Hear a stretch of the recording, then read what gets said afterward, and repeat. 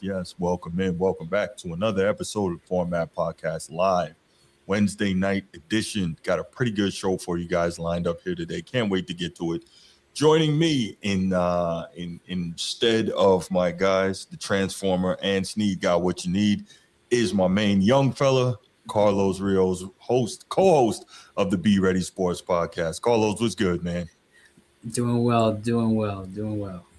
All right, all right. Good to see you. Good to have you here, man. I appreciate you stepping in on short notice to give us your takes and your opinions and your expertise, man. Thanks so much for that.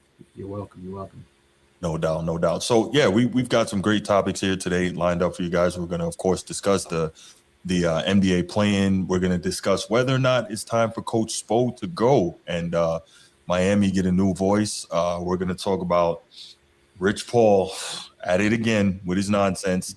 And we are going to talk Kendrick Perkins with more nonsense from the so-called GOAT debate. Notice I said so-called because y'all know, to me, there is no debate. All right, we're going to get into all that. But before we do, you know what we have to do, and that is we've got to show love to our channel members. And, of course, we will start with the one and only Coach T, host of the Be Ready Sports Podcast. Because, Carlos, in order to be ready, what do you have to do? Stay ready. Stay ready. There you go. Shout out to you, Coach T, man. I appreciate you, but you know you're always Laker Nation to me. It's not that serious. What's good, my guy? Chief Sid Bubba. Shout out to you. Shout out to everything you've done for our great nation. Shout out to what you do for this channel. And, of course, shout out to the boys from Annapolis. Order Harms. Baltimore, Bruce, what's good? What's good? Steve, king of the chat, was popping. Nino, what's good, my guy? Sneed Got What You Need. Number one contributor to the show, man. We miss you, brother. Micah, D-Ross 881. And our newest member, shout out to you, Red Wolf 31. We truly appreciate you. Thank you so much for joining the channel. You can check out a lot of the members-only content that we have here, and we are going to be getting some more out there for you guys shortly. So, thanks to all the channel members, and you know what to do, man. If you guys are watching a show like this, I say it every time, we know that you talk sports with other people in your life. Share the show with them. Let's get this continuing to grow, because our goal by the end of the year is 10,000 subs. We know it's ambitious, but we can do it with your help. All right, like and subscribe to the channel, and let's go. Let's get it rocking on these quick hits. Carlos, you're the guest. I'm gonna let you go first, man. What's your quick hit, brother? All right, quick hit. So my quick hit is the NCAA tournament final. Great game in that NCAA tournament final. Yeah, Michigan, UConn, the best team in Michigan taking on the most resilient team in UConn. Very good matchup between these two, but at the end, it was the Michigan Wolverines beating the UConn Huskies 69-63 in a very good game. Elliot Cadeau was the leading scorer in that game. He did very well in that game. And for the first time since 1989, the Michigan Wolverines have won a national championship game. And good news, Bruce, Elliot Cadeau is coming back next year. So this Michigan team, they're here to stay and stay for a long time. No doubt, no doubt. That's a good quick hit. We actually talked about that a day or two after that game, Carlos.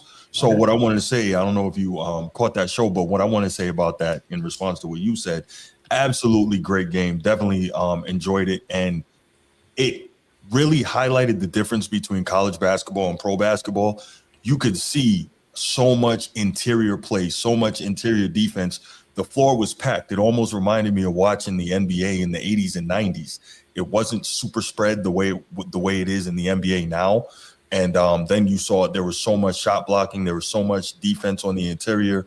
You actually saw guys posting up regularly in this game, which I loved, you know, because I come from that era with big men. I love that. So, it was a game that I really enjoyed watching. It was a defensive slugfest. You know, you didn't see high flying up and down. You didn't see a whole ton of threes. It was just great defense, and I love to see that. And these guys really gave it their all on both sides. You saw freaking UConn get 22 offensive rebounds. Like, that's usually how you win basketball games. A couple more shots, they win that game. So it was awesome to watch, and I really enjoyed it, man. It was fantastic exhibition of college basketball to me. And you didn't see a lot of guys, I think, that you're going to look at and say these guys are going to be great on the next level. You just saw really good college basketball players, really well-coached college basketball teams. And I thought that was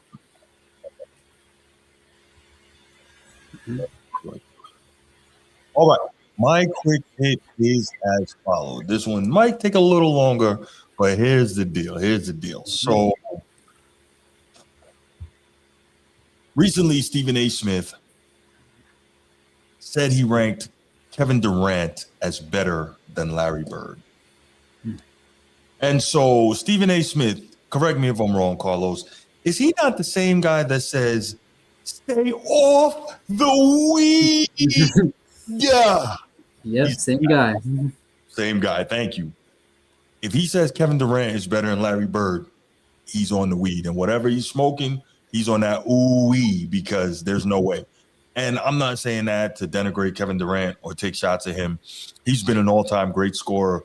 But I don't know how you can say he's better than Larry Bird. Larry Bird is a multiple-time All-NBA defender in a tougher era. Larry Bird was a great scorer in a tougher era. Larry Bird was a 50, 40, 90 guy more than once. Larry Bird was clearly the better playmaker and passer than Kevin Durant. Larry Bird was a better rebounder than Kevin Durant. He's better than Kevin Durant in multiple categories in a tougher era in which to do it. I don't understand Stephen A. Smith's argument there. Now, Carlos, this is your era. So I'm going to ask you first, who do you think is better, Larry Bird or Kevin Durant? And if you think it's Kevin Durant, that's fine. I just want to hear why. Okay. So obviously I wasn't around when Larry Bird was, went off. And obviously I saw Kevin Durant. But, however, I'm a really big fan of the basketball game. Very big fan. And I'm going to say Larry Bird because obviously the era that he played in compared to today's was much tougher back in the 80s, 90s. Like that era is just crazy. And Larry Bird just excelling in that era compared to today is just great. So, yeah, I'll say Larry Bird over KD. Okay. Yeah, I would say so as well for the reasons that I named. Now, I'm sure there are lots of people, fans of today's game, that would disagree. I'm sure there are lots of media members who cover today's game that would disagree. But I also think there is something to be said, Carlos, for, and this is fair, right? Yeah. If you cover the NBA today, you can't constantly be looking in the rearview mirror, right? You have to cover today's players and you have to big them up. Now, my thing is you don't have to big them up by disrespecting the players of the past, nor do you have to big them up, by being disingenuous in terms of your evaluations of the players of the past. A guy like Stephen A. Smith, he's older than me. Stephen A. Smith is, I believe he's almost 60. So this guy has seen many generations of NBA basketball. He knows what the conditions were. He knows what the context is. So for him to say that Kevin Durant is better than Larry Bird, I think that's very disingenuous. Obviously, he's aware that you can't compare stats for stats on their face. You can't, but you have to look at everything that went into what these guys were doing. So my guy Nino in the comments says that KD and Larry Bird may just be a wash, and I got to disagree. Nino, no, Larry Bird was the better rebounder, and Larry Bird was doing that on the greatest front court of all time. He was doing that with two other great rebounders with him. So he also didn't have Kevin Durant's athleticism. He didn't have the benefit of the spacing that they have in the modern game. He didn't have the benefit of defense being handcuffed like they are in the modern game. So he didn't have the benefit of being able to shoot threes, shoot as many threes as he wanted, like they do in the modern game. We have to look at all the other contextual pieces that allow Kevin Durant to do the things that he does. Is he great? Yes. Is he all-time great? Yes. Is he Larry Legend? No. And also, here's the other thing, Nino. I keep pointing it out. We have to look at what happened a few years ago when Kevin Durant was in Brooklyn and got locked up by the Celtics. That wasn't 80s defense. That wasn't 90s defense. That was a taste of what he would have gotten back then. And it gave him holy hell. We have to look at that, Nino. So I respect your opinion. I respect that you know ball, but I got to disagree with you wholeheartedly. Mm-hmm. Yeah. Coach T, what's good, brother? Yeah, I moved to a different room in the house, and it was almost empty, so I had to put up some soundproofing, the foam pads and whatnot. But yeah, so those are my thoughts on the Kevin Durant and Larry Bird. I think it's pretty simple. It's amazing to me that anybody who says they know basketball could say that Kevin Durant is better than Larry Bird. And again, That's no slight to Kevin Durant. That just means Larry Bird is better, and that speaks to how great he is. But okay, let's do this. I want to open up the phone lines, take a couple calls on these quick hits.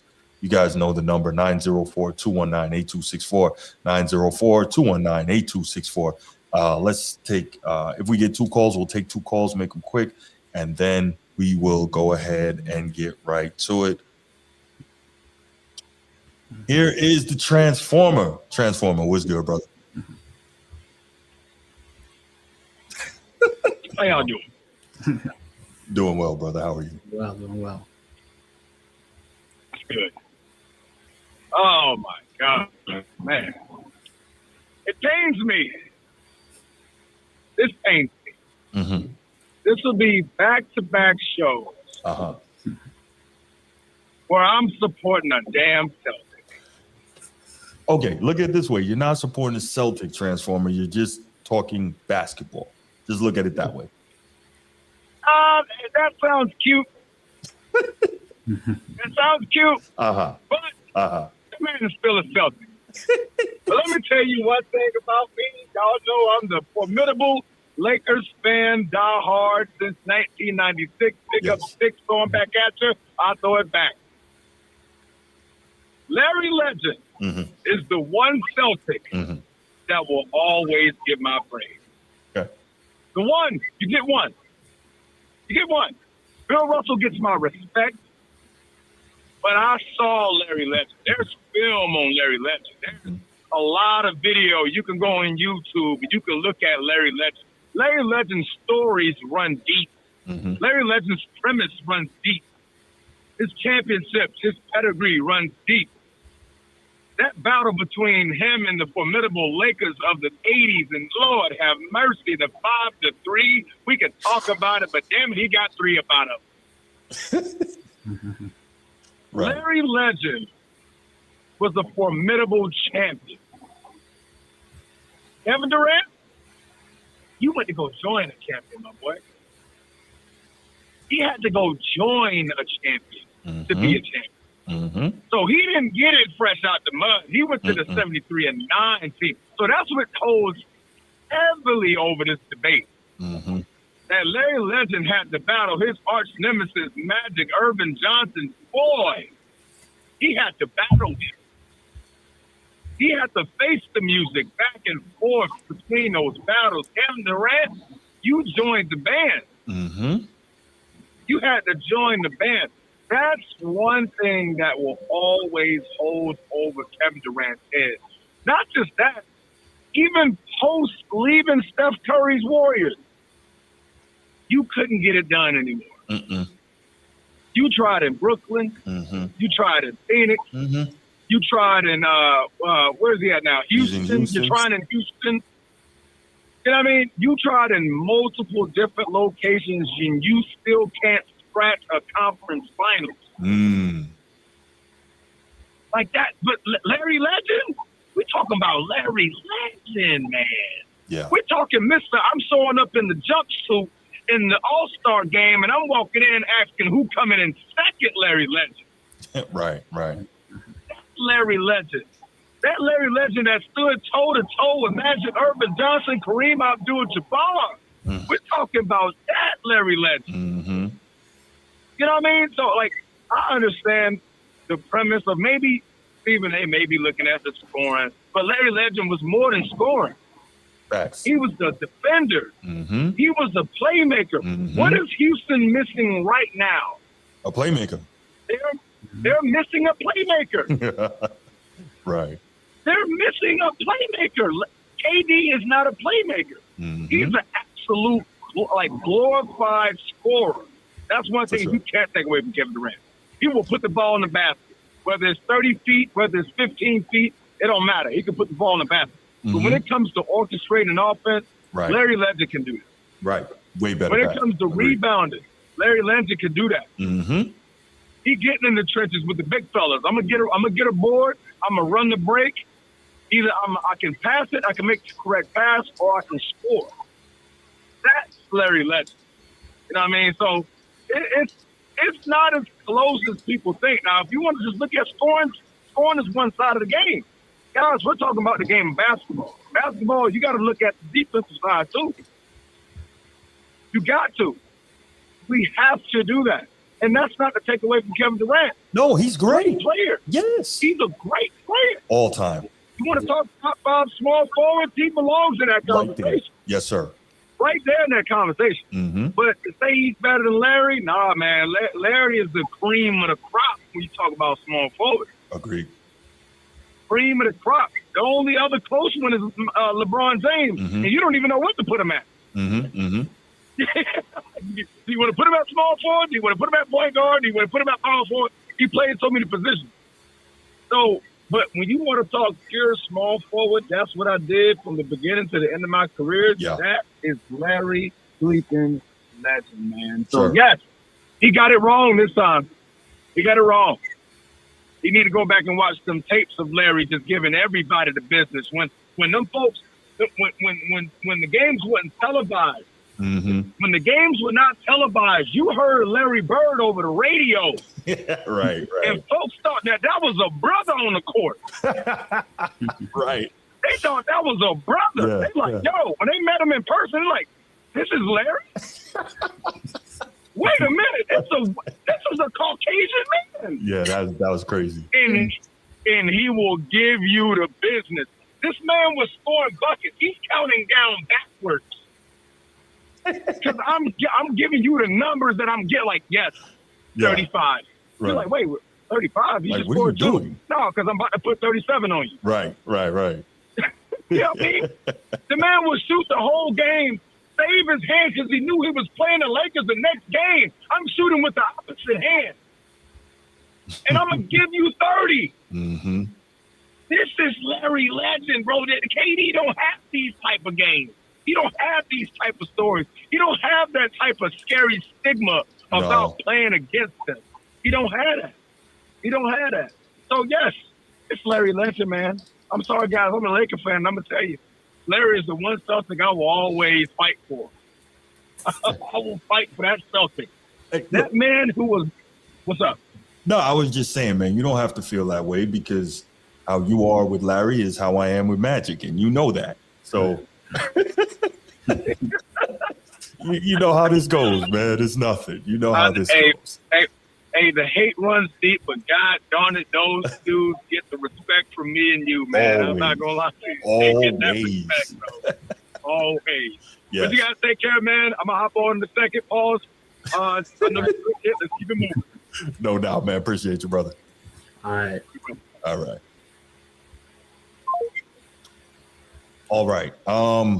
Where were we? Yeah, so we can take one more call if anybody. There we go. All right. Bruce, what's going on, man? How you doing? What's up, man? Hey, man, the Larry Legend Glaze session needs to stop. Oh, goodness. If you already know who the GOAT small forward is, the Alpha and Omega. I just called to say that. I ain't trying to hold the quick hit up long. Just stop the Larry Legend. But we're talking about Larry Bird and Kevin Durant. Back, Larry. We're playing against about plumbers and firemen. We're playing against plumbers and firemen. We had a loaded team. Did Larry ever carry a team without 5 Hall of Fame? Yes. Hall of Famers. Yes. So here's the deal. Larry Bird, the year prior to Larry Bird arriving in Boston, Celtics won 29 games, right? Okay, cool. You didn't Larry answer my Bird's question. rookie year, they won 61. So the answer is yes. Has he ever carried a team without 4 Hall of Famers on it? I just explained to you that the answer is yes. So Robert Parrish and Hale wasn't on that team, that 61 win team. Dennis Johnson wasn't on that team. No, huh? No, I believe they came the next year. Okay, you got me on that. Yeah, I just called to mess with you on that and appreciate you back. No doubt, man. Appreciate the call. Shout out my main man, B More Bruce. Yes, sir. All right, you ready to get to these main topics, Carlos? Let's go. Yes. All right, guys. So it is almost NBA playoff time. But before we get to the NBA playoffs, we have to get through the NBA play-in to figure out who's got the 7th and 8th seeds. So here's the deal. I'm not gonna say what I would normally say about the play-in, but I don't like it. Let me just say that. I don't like the play-in. I prefer that there was just a playoff, plain and simple, right? And however the top 8 seeds in each conference play out, that's how they play out. I mean, I know why they're doing it. They're doing it because Adam Silver is trying to give, something else during the season that adds some excitement that makes people watch. So that's, I get it. Now, me personally, I don't like it. They should just, if there's no play-in, you play harder the rest of the season throughout the regular season to try and make one of those 8 seeds, right? But like with the play-in, it's like, oh, well, we're not quite there, but we can still sneak in. Nah, not at all. Don't do that. But here we go. When you talk about the NBA play-in, here's the first thing. Is it me, Carlos, or is the format a little bit confusing? And I guess for people like you, Bruce, yes, it can be confusing, but okay. But if you actually look into it, it kind of makes sense, I guess you can say, because 9-10, whoever wins moves on, and then obviously. I was just about to explain it. I have it up. Yeah. All right, so let's do this. I'm going to come right back to you. Let me explain it. So the NBA play-in tournament decides the final 2 playoff spots in each conference. The teams finishing in the 7th through the 10th spots in the East and West will play for the number 7 and number 8 seeds before the full playoffs begin. And correct me if I'm wrong, Carlos, the stats from the play-in tournament, they don't get recorded for anything, right? I don't think they go to the players and teams' career playoff stats, right? I don't know about that, but I don't think then okay. I don't even know. Another weird thing. All right. So how it works. The number 7 hosts the number 8 in each conference. The winner of that game, those games will be tonight, gets the number 7 playoff seed. Okay. Number 9 hosts number 10. The loser is eliminated, right? Yeah. So we've already seen Phoenix and Miami get eliminated in the West and in the East. The loser of the number 7 versus number 8 game hosts the winner of 9 versus 10. The winner of that game gets the number 8 seed. Like, I see it here. I'm reading it. I understand it. I think it's convoluted and totally unnecessary. But again, I know why they're doing it. So let me ask you, you're a basketball player. You're a basketball fan. Are you a fan of this format? Are you a fan of the play-in tournament? I actually am, because I think it's more entertaining for the fans. And these games are like very good to watch. Like if you saw that game last night with the Charlotte Miami game, like that game was so good. It was back and forth. Yeah. Like Kobe White with a 3, Tyler Hero taking over. Like that game was just back and forth. Like these games are like very good to watch. Like and plus the stakes are high for a 9-10 game. Like the stakes are loser goes home. And I feel like it's entertaining. Right. So I actually watched that game today. And it really was a great back and forth game. Tonight, though, we have, and I'll go over this real quick and then we'll get into last night's game. Tonight, we have the Sixers and the Magic. That's happening right now, followed by the Clippers and the Warriors. And the Clippers and the Warriors, I think is going to be really good. And I think that might be it for Golden State, but that's a different thing. So let's go ahead and let's get into the games from last night. So let's start with the first one you mentioned, and that is the Miami Heat and the Charlotte Hornets. And the Hornets won this game in overtime. Miami is eliminated. And we'll talk about them some more in the next topic. But what was your thought on this? I think there's 2 key things about this game. And that was one, obviously, LaMelo Ball playing, I'm not going to say great. I mean, he had 10 assists and 30 points. But he was 12 for 31 from the floor, and this guy 2 for 16 from 3. Like, his shot selection is total trash.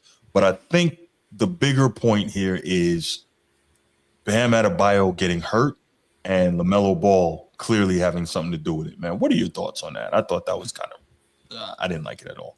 Yeah, and plus, and I don't think this is the first time this happened before. And I think it happened before, like with LaMelo and Bam, like how LaMelo tripped Bam one time during the regular season. And this is not the first time this happened. But Bam definitely getting hurt. Definitely hurt Miami down the stretch. But however, Miami kept it competitive. At halftime, the thing was 54-52. Heat up by 2. And the game was just back and forth like that. Fourth quarter was just amazing. Kobe White hitting that 3. Like, if he didn't hit that 3, Charlotte was done. Right. Charlotte, and I think the Heat were up 3. Like, the Heat could have ended it right there. But then Kobe White with that contested 3. Like, I don't know who was guarding him, but that defender from Miami, like, he couldn't have guarded it, like, any better. Right. He couldn't have guarded it any better. Kobe White just hitting that 3. And then what I didn't expect, Tyler Hero stepping up and giving Miami a chance and giving them a chance. But then at the end, LaMelo Ball hits a layup in the final seconds. Then Davion Mitchell had a chance to go down the court and try and get something, but then he missed it. Hornets won. And wow, what a game that was in overtime. Yeah. But however, Bruce, and there was something up with Amazon Prime there during those crucial seconds of the game. So I don't know if you guys noticed, but on Amazon Prime, there was like a technical difficulty and it missed LaMelo's key layup to put Charlotte by 5. And Amazon Prime, like, and they had technical difficulties with that. And if you saw on social media, a lot of people were complaining about that. Like, what's that with Amazon Prime, like with technical difficulties and stuff? So yeah, I didn't catch that because I rewatched it online this morning. So yeah, I didn't catch that. Yeah, but if you guys were watching it live, technical difficulties. Oh my goodness, like you missed out on that layup. But at the end, Charlotte wins 127-126, and then we're gonna talk about the Miami Heat next. So here's a question for you, right? Why is no one talking about the game Andrew Wiggins played today? 27 points, 10 of 18, 4 of 8 from 3, 7 rebounds, 3 assists, 0 turnovers. Why is no one talking about that? Like, is it just because he's a really quiet type guy? Like, those are the type of games that you look for in this situation. He did what he was supposed to do, played really well. And if you're honest, even though the numbers, it's not as spectacular, he played better than LaMelo Ball, you know? So I'm like, what's going on here? Davion Mitchell, nobody talking about him. 28 on 50% shooting, 4 of 9 from 3. Like, it's so weird to me how certain guys get the attention and they shouldn't. You know what I mean? But I guess that's just marketing, and that's the nature of the game. Yeah, that's odd. So let's go to the flip side here. Let's go to the winners, right? Because to the victor go the spoils. The Charlotte Hornets here. We talked about it. I have no idea, Woods. I have no idea. So we talked about it. LaMelo Ball, 30 points, 10 assists last night. Only 3 turnovers, so not terrible. 12 of 31 from the field. 2 of 16 from 3. My question, like, why do people keep giving this dude a pass on his absolutely horrendous shot selection? What is that about? I feel like with LaMelo, like, he's so smooth with it. Like, I feel like him being like smooth, like with his moves and stuff, like it catches people's eye, and sometimes he makes these shots. Like sometimes he makes these shots and it's like highlight reel worthy. But I think the only reason why he's getting the attention is because he's so smooth with his moves and stuff. Like, and plus people see that, and some of his plays are highlight reel plays when he makes those smooth moves into that shot. So that's probably the only reason why. You know what I call that, Carlos? I call that all sizzle, no steak. Like, where are, he's so fundamentally unsound, and it's unfortunately like that's modern basketball. Like, I don't understand the focus on the flashy stuff, but the flashy stuff isn't what generally gets it done, right? Like, think about it.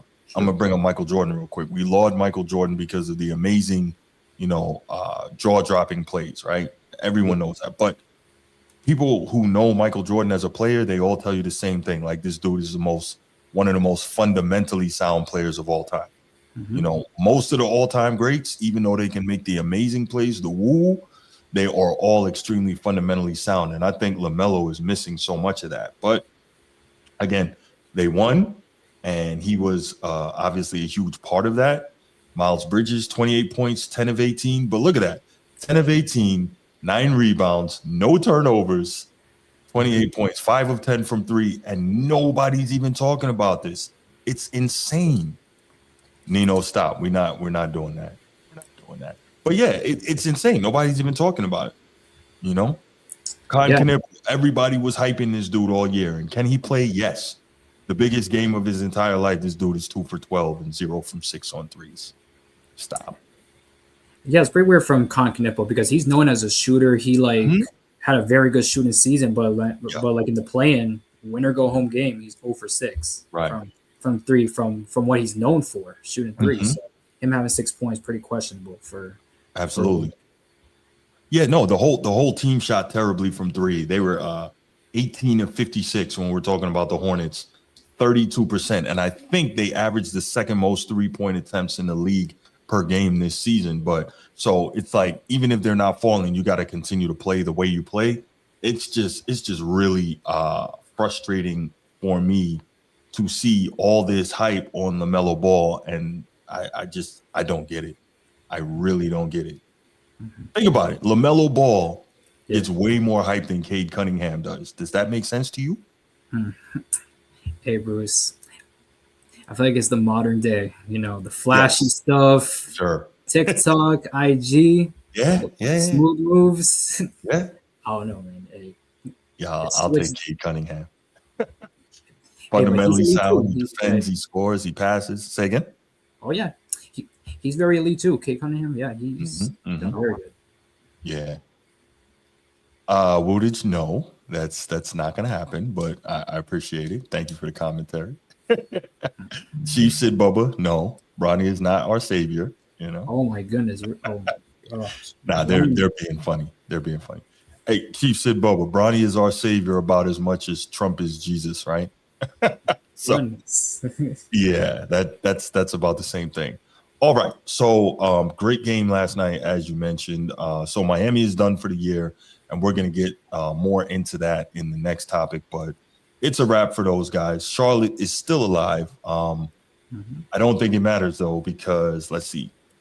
If Charlotte wins and makes the playoffs, what do they get for their troubles? They got to play Detroit. Yeah. Good night. And Cade Cunningham will cook. I mean, cook, burn, flambe LaMelo Ball. Actually, you know what? They probably won't even put LaMelo Ball on him. They're not gonna do that. They're not gonna do it. Why would they, right? That'll be a terrible match. Yeah. Okay, so let's go to the second game, and we'll be brief on that. The second game from last night, and that is Phoenix versus Portland. And I'll tell you what,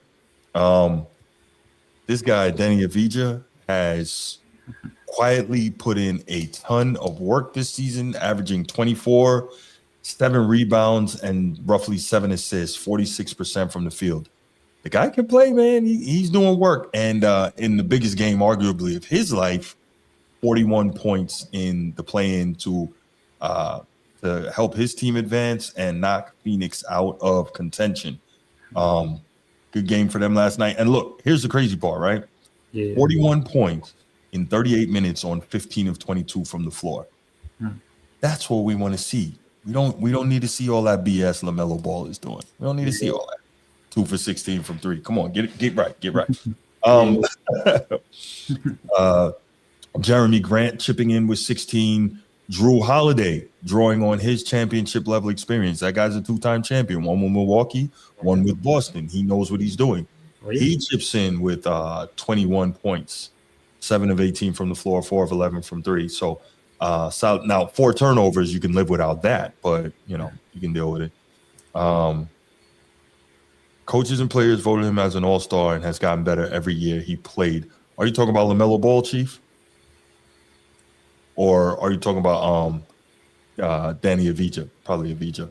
But yeah, Avdija did his thing last night. So here's the thing that disappointed me about this game, Carlos.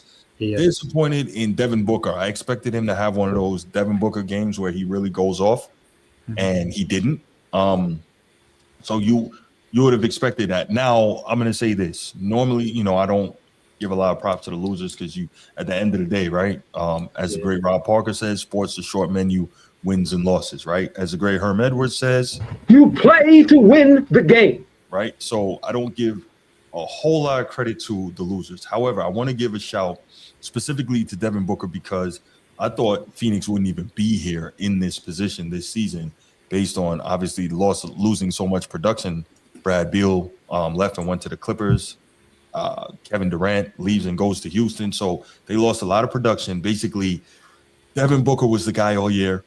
And Dylan Brooks. Dylan Brooks ends up averaging 20 this year. Devin Booker averages his usual 25, 26 a game this year on, 46% field goals and 6 assists. So he really carried that team, and I did not expect Phoenix to even be in this position. So shout out to Devin Booker, man. I don't think he's ever going to be a champion, but he's going to be one of those guys. Here's an analogy for you. A modern-day Dominique Wilkins, a modern-day Mitch Richmond, like continuing to put up numbers, play Hall of Fame-worthy basketball, but just not able to get it done. So real quick, I want to get your thoughts. What are your thoughts on Devin Booker's career and kind of especially what he did this year in wake of the situation in Phoenix? Yeah, so Bruce, I agree with you with Phoenix. Very good job this season. And entering the preseason, I thought Phoenix was going to be bottom tier team. Mm-hmm. I thought they were going to rebuild, but they proved all of us wrong in that play-in tournament. They were the 7th seed. I didn't even expect them to be 7th seed. They did very good, but unfortunately they lost to Portland in the play-in. But Devin Booker, he's a very good player, and he's been into an NBA Finals before. Just that he fell short to Giannis in Milwaukee. Right. But Devin Booker definitely a very good player, and I don't know in the near future.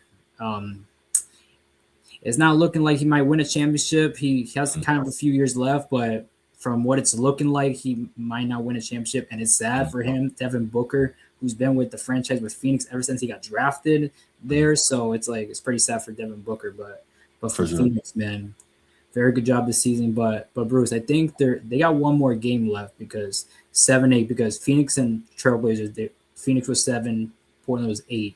So Phoenix, they lost. Oh, yeah. Yeah. Okay. Yeah. So Phoenix would play the winner between the Clippers Warriors, and then we'll see what goes from there, from who will be the 8th seed in play. The reigning, defending OKC Thunder, who will play the OKC Thunder in that round 1 game. But Devin Booker, he had 10 points in that first quarter, but past that first quarter, he was very quiet from that first quarter. For sure. Now, in fairness, part of that could have been Jalen Green going off for 35, right? Oh, yeah. So when he's getting his, Devin Booker says, all right, cool, I will defer and let you continue to do your thing. So, I mean, it could have been that. But, yeah, I definitely expected more. Yeah. Yeah. So, yeah, that's what we got there, man. This is going to be interesting, man. I think overall, man, what is your opinion, Carlos, on what you think we have to look forward to in this 2025-26 playoff season? Ooh, the playoffs. OKC, the number 1 seed, reigning champs are back at number 1. San Antonio at number 2. How is San Antonio gonna do the playoff? First time in the playoff. Wemby, first time in a playoff. It's gonna be real interesting to see how they do as the 2 seed. They will play Portland as a 7th seed, so I'm pretty sure San Antonio will win that one. But yes, I'm really excited to see what San Antonio does. Nuggets, T-Wolves, that series, that's gonna be a really tough series. But then the Lakers-Rockets series, we're gonna get into that later on in the show. But Lakers-Rockets might be an upset pick right there. Might be an upset pick there. But definitely out in the East, Boston, dangerous team at number 2. They are dangerous at number 2. Over there, and it's true, they're dangerous. They got that championship experience, so they can be a real dangerous team. And then with Detroit, number 1, good season for them, but will they back up that number 1 seed come in the playoffs? So that's gonna be really exciting. A lot of exciting storylines going into this playoff. Coach Sony, is true, man. It's true. He doesn't want to hear that. Laker Nation does not want to hear that. And I respect it. Great points. Yeah, it will be a great playoff run. And real quick, even though the Spurs are a very young and inexperienced team in terms of the playoffs, they're inexperienced in their core. We got to remember they have 2 champions on the roster in Harrison Barnes and Luke Cornett, who can kind of guide them in terms of trying to keep those young guys and tell them what it takes to win a title. Now, obviously, the young guys haven't been there, but it does help a little bit to have that. Mm-hmm. Yeah. Yeah. You know, just like Portland's got a champion on their team with Drew Holiday. Drew Holiday. That's right. Mm-hmm. So, you know, and that's not to say that that's going to be enough, because I think that Portland might get 1 game against the Spurs. They might get 1. But yeah. I think it's a wrap. Okay. Let's go ahead and we'll briefly address who's playing tonight. And we did. Right now, the Sixers are up 56-53 over Orlando. And that will follow. That will be followed by the Clippers and the Warriors. That's going to be interesting. What are your picks on those? Philly, Magic. For Philly, I'm not sure about Philly because I don't think Embiid's playing, right, for Philly. Like he's out indefinitely. He just had his appendix removed like a week ago. Yeah, so I'll probably go with Orlando in that game. So that would mean Orlando will play Boston. And then for the Clippers Warriors series, I'm going to go with the Clippers. This one. And plus they're at home over there at the Intuit Dome for a winner-go-home game. I'm taking the Clippers. I'm taking the Clippers too because Kawhi Leonard has silently been killing all year. Yes. So providing he stays healthy, obviously, I think Golden State just, I don't know. Golden State needs to focus on trying to get Draymond out there and get Giannis to the Bay this summer. That's what they need to focus on. Giannis and Steph would be crazy. Just a thought. And a lot of teams are in the running for Giannis. A lot of teams in the offseason. It's going to be a lot of teams. Yeah, I want to see Giannis in New York personally. That's what I really want to see, but it won't be bad to have him in Golden State either. Yeah. All right. So, all right, let's go ahead and open up the phone lines. We'll take a couple calls on this, and then we will move to the next topic. 904-219-8264, 904-219-8264. Give us your thoughts on last night's playing games, or your thoughts on the playoffs overall, or tonight's playoff games. Give us a call. We want to hear from you. Nino, what's good, brother? Whoa, what happened? Okay, that was weird. Nino, can you hear me?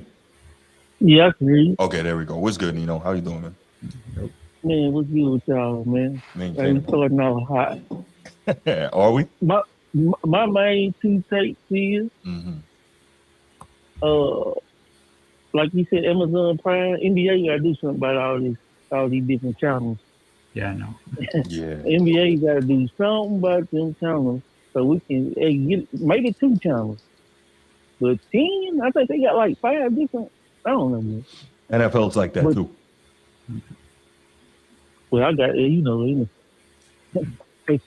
be that way. We get the ticket on NFL now. We got to have that ticket. But the ticket doesn't cover Thursday night or Monday night football. So. Oh yeah, that's why I ain't watched the UWL true. Nor does it cover the ticket. I don't think covers the Thanksgiving Day or the Christmas Day games. I think I watched one on Netflix. You did? Yeah. All these leagues are mad greedy, bro. That's all there is to it. Yeah. So that is a thing. My second thing is when you was talking about that bag conversation, I knew you didn't understand what because you didn't make the term of what you was talking of what it should mean, because you made the term and I'm around them. I know what they mean. So you ask the question, why do they be on mellow ball like that? It's because he has a bag and he shows it. If you don't mind, real quick. Sure. Oh, go ahead. I was gonna say I understand what a bag is, but when you have a bag that's not based on, like, think about it. If you're, what's a quick example? If you're building a house, you can have the illest house ever, but if it doesn't have a foundation, what does it matter? It's going to fall over. It's going to blow away when there's a storm. It's not going to stand, right? You can have the illest, prettiest house with all the flyest stuff inside, i.e. bag. If it doesn't have a foundation, what's the point? See what I'm saying? And that is the point. That's why that's the point. Only point I was making. Okay. So if you don't mind, I want you to read the Melo Ball stat line from last night again. All right, let me go back. So, because I gotta give I gotta give it every time y'all right. No, I gotta give it due. Okay, because I was like, what did this say? All right, LaMelo Ball last night was played 40 minutes, had 30 points. 40 minutes, 30 points. Sounds great, right? Right. 12 of 31 from the floor. Hold on, 12 or 31. Right. So he made 12. That's about 42% roughly. Now read this. 12 out of 31, but read the rest of it. Right, I'm going. 2 of 16 from 3. Horrible. So he missed. So if I ain't the best now, so he missed 14 threes. Yes. Horrible shot selection. So if he missed 14 threes and he went 12 for 31, right? If he takes so what we getting at is, to your point, what you always say, it don't sound like he missed many twos. No, I don't think so. No. What happens if he takes 7 more twos? Because I was looking at that dude, it's hard for them to stay in front of him. But he'll remix it. With the youngsters do that. They'll help you beat to the basket, but they'll remix it back for a 3-point, one-leg shot. You know who started that, right? I gotta give Bruce his. You know who started that, right? Your guy. That? Your guy started that. LeBron? Iverson. Hey, Bruce. Now, you think I'm drunk. Let's stay out. Hey, Bruce. Yes, sir. Come on, man.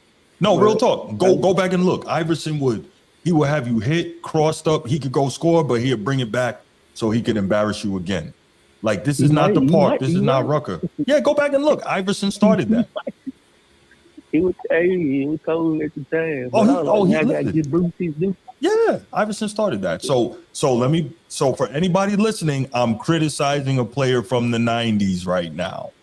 Y'all heard that, right? You heard that, right, Nino? I heard it. He criticizing the wrong one. but I'm tuning in to the rest of the show. But I just want to give your view on it, because that's something you've been preaching on that I seen. They were like, man, this guy here could have 50 if he's 6'7", and a lot of times either he's bigger than you or faster than you, and he got the handles, but he'll bring it back and shoot a 3.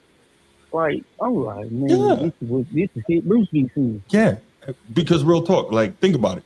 You don't think Isaiah Thomas could do everything with the ball that these cats now can do? Yeah. Right, but back then they were coached. They were coached that you don't play with the ball. You have your man beat. Go past them. That's why you saw, like, in the All-Star games and whatnot, that's when Isaiah used to bring out his handles and do all the crazy stuff. But during the So I think they need to use it. So it's a line that take what the things you saying. Is it coaching? What it? I'm gonna take you on this, Bruce. I don't know what it is. So where use it, he should use it, but use it to his advantage. Yeah, but I'm tuned in, man, because I'm calling in on the third topic. No doubt. I know you are. I know you are, Nino. It's all good, man.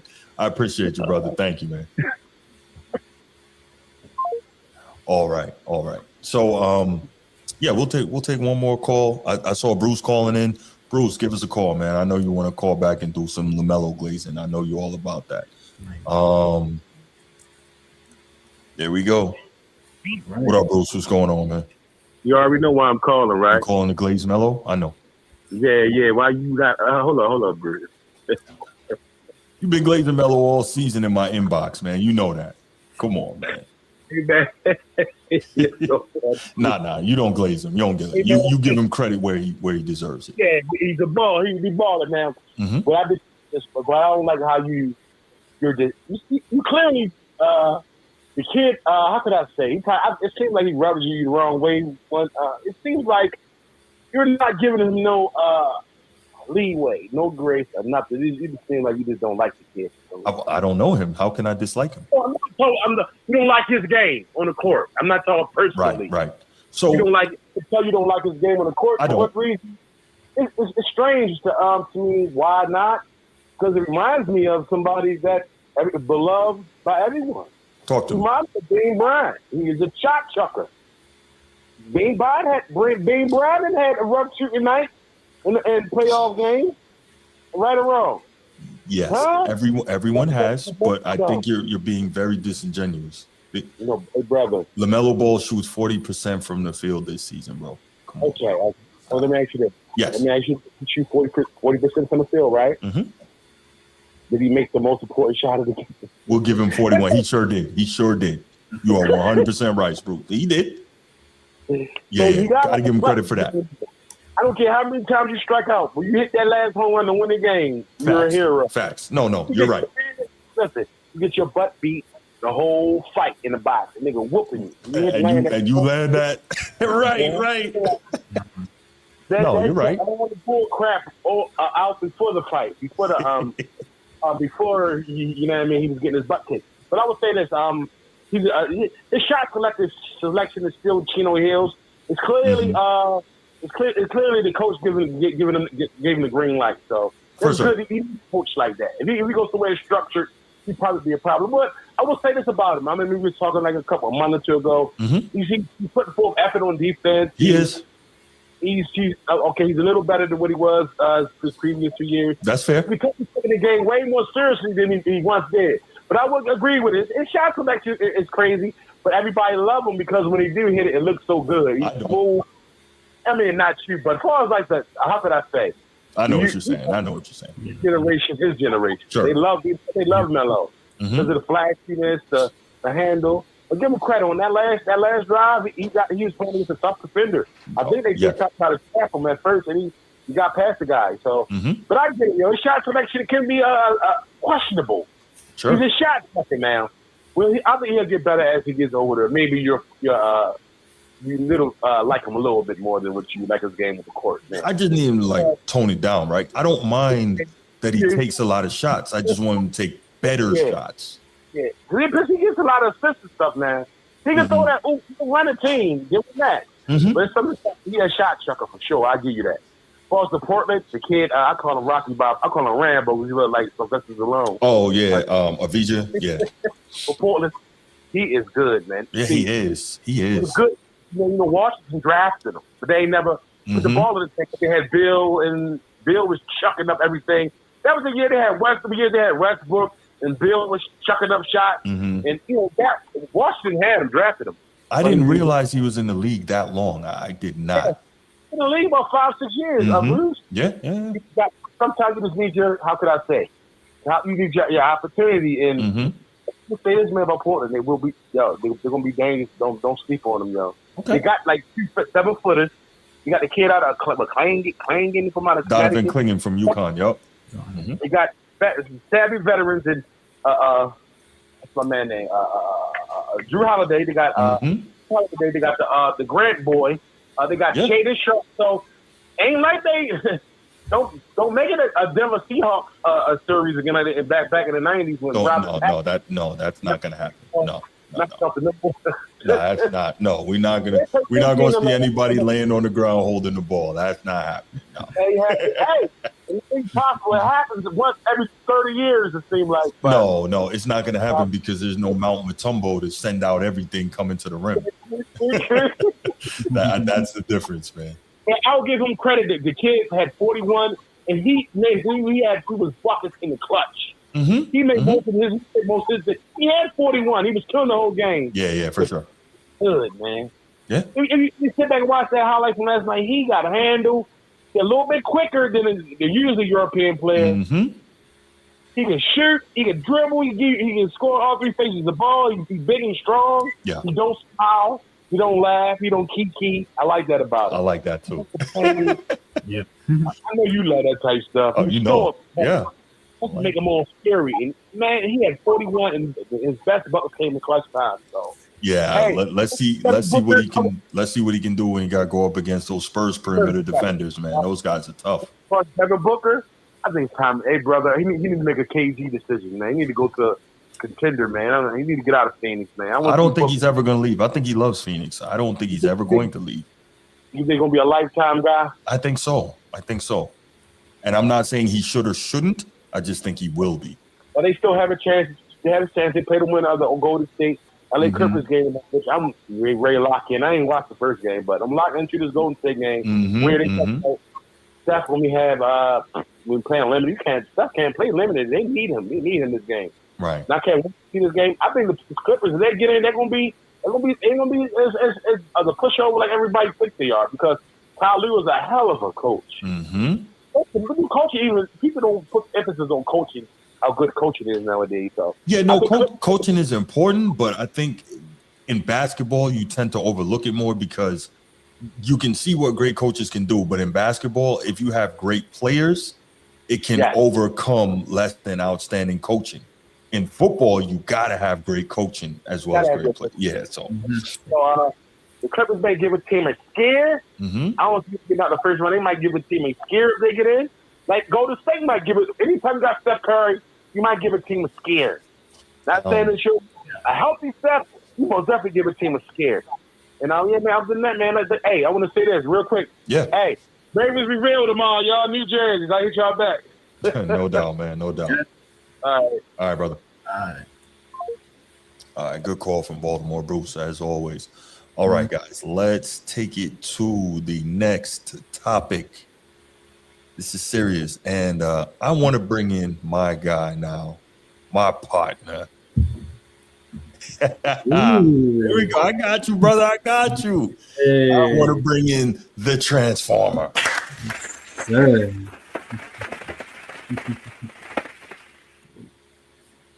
What is good, sir? I can't hear you. You're on mute. You're on mute. My bad. You good? My man came in talking, having all this stuff to say. Couldn't hear him. Hey, as long as I didn't come in with anchors away, my boys, anchors away. Hey, say it. Come over here, BB. Come over here. Oh, yeah, I got a joiner. Come on in. Hit it with it. Ready? No. Anchors away, my boys. Anchors away. I thought that was my people's. But her daddy. You better tell her we not cool no more. Her daddy is a 17-and-a-half-year Navy veteran. I don't care nothing about that. You know what I mean? So all her life, I've been serving and swerving. You get it? What Chief said, Bubby at? I know Chief said Bubby had to stand it. He stood tall, baby. He stood tall. Oh, man. The damn disease of me. That's real frustrated. All he had to do was just follow the ball, Transformer, and that was game. Hey, man, he had something to prove. He looked up and said, I'm going to be the hero. I'm going to take it to the house. That's what he thought. He thought he could take it to the house. Okay, let's move past that because that's a rather painful memory for me. Yeah. Well, man, okay. Whew. Here's the question. Miami, we talked about it. The Heat lost last night. They were eliminated from the playoffs. They said from the play-in, excuse me, not even the playoffs. Yeah. They seem to be a regular participant in the play-in. So now brings the question: is it time for Spo to go? You just got here, Transform. I'm gonna start with you, man. Please, what you got? Is it time for Spo to go? No. Okay. I think it's time for a new GM. Ooh. Okay. I think it's time for Pat Riley to start questioning himself, questioning his staff on finding quality players, right? Because if you give any coach the bullish that Spo's been getting since post LeBron and Wade, right? The man took a Jimmy Butler led team to the finals twice. Right. Twice. Since then, what has personnel been since then? Bam Adebayo. Yeah. I mean, is he a superstar? No. Nope. Tyler Hero, is he a superstar? Nope. You had the hot shot. What was his name? Robinson traded. Who was his fill-in? You got a young what's his name? Where? Keon? What's his name? What's his first name? Where? Khalil. Khalil. There you go. Khalil Where? He's young, sprouty. I mean, you got to open it up, pause, for him. But again, like the personnel that Spo's been dealt with, I mean, what are you expecting from him? We're more focused on breaking Kobe Bryant's record than we are winning games. Which wasn't really a record. But by the way, real quick, why don't they just say modern era record? Wouldn't that clear up this whole thing? Because you got to go modern era record for a lot of things, Bruce. Well, why can't they always talk about since the merger, so why not just say that, right? Because I mean, you got to include everything else. Yeah, but even on other things, they always say, since the merger. Since the merger, which makes sense, right? I mean, how would you break that up from Kobe's though? You wouldn't. No, you wouldn't. But what I'm saying is because they keep saying the record, but Kobe didn't actually have the record. He had the modern era post-merger record, right? Yeah. Most points since then. So it would make more sense because now they're saying, oh, Bam's record and Kobe's record. And I'm like, no, he didn't have that. Anyway. I mean, I get it. I get what you're saying. Yeah. But yeah, man, I mean, I'm not going to sit here and shame Spo for a magnificent job, man. I mean, the man has been a magnificent coach for what, since 2010? Yeah. You know what I mean? Since he became the coach of Miami. So like that means he's seen the final 6 times as a head coach. He's seen the final 6 times, and you got to look at the personnel he was dealt with. I mean, granted, he had Dwayne Wade and LeBron James, Chris Bosh in the first 4, but then he went 2 more times after that. Right. And them boys played their hearts out in both finals. What was the first one against the Lakers? The second one was against the Nuggets. Nuggets, yeah. The second one was against Jokic and the Nuggets, right? 2 teams that have 1, 2 superstars in the Lakers.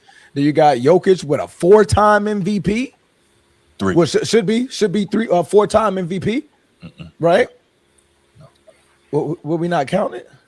Well, it shouldn't be 4. I hate when people say that, like Embiid stole something. No, he earned that.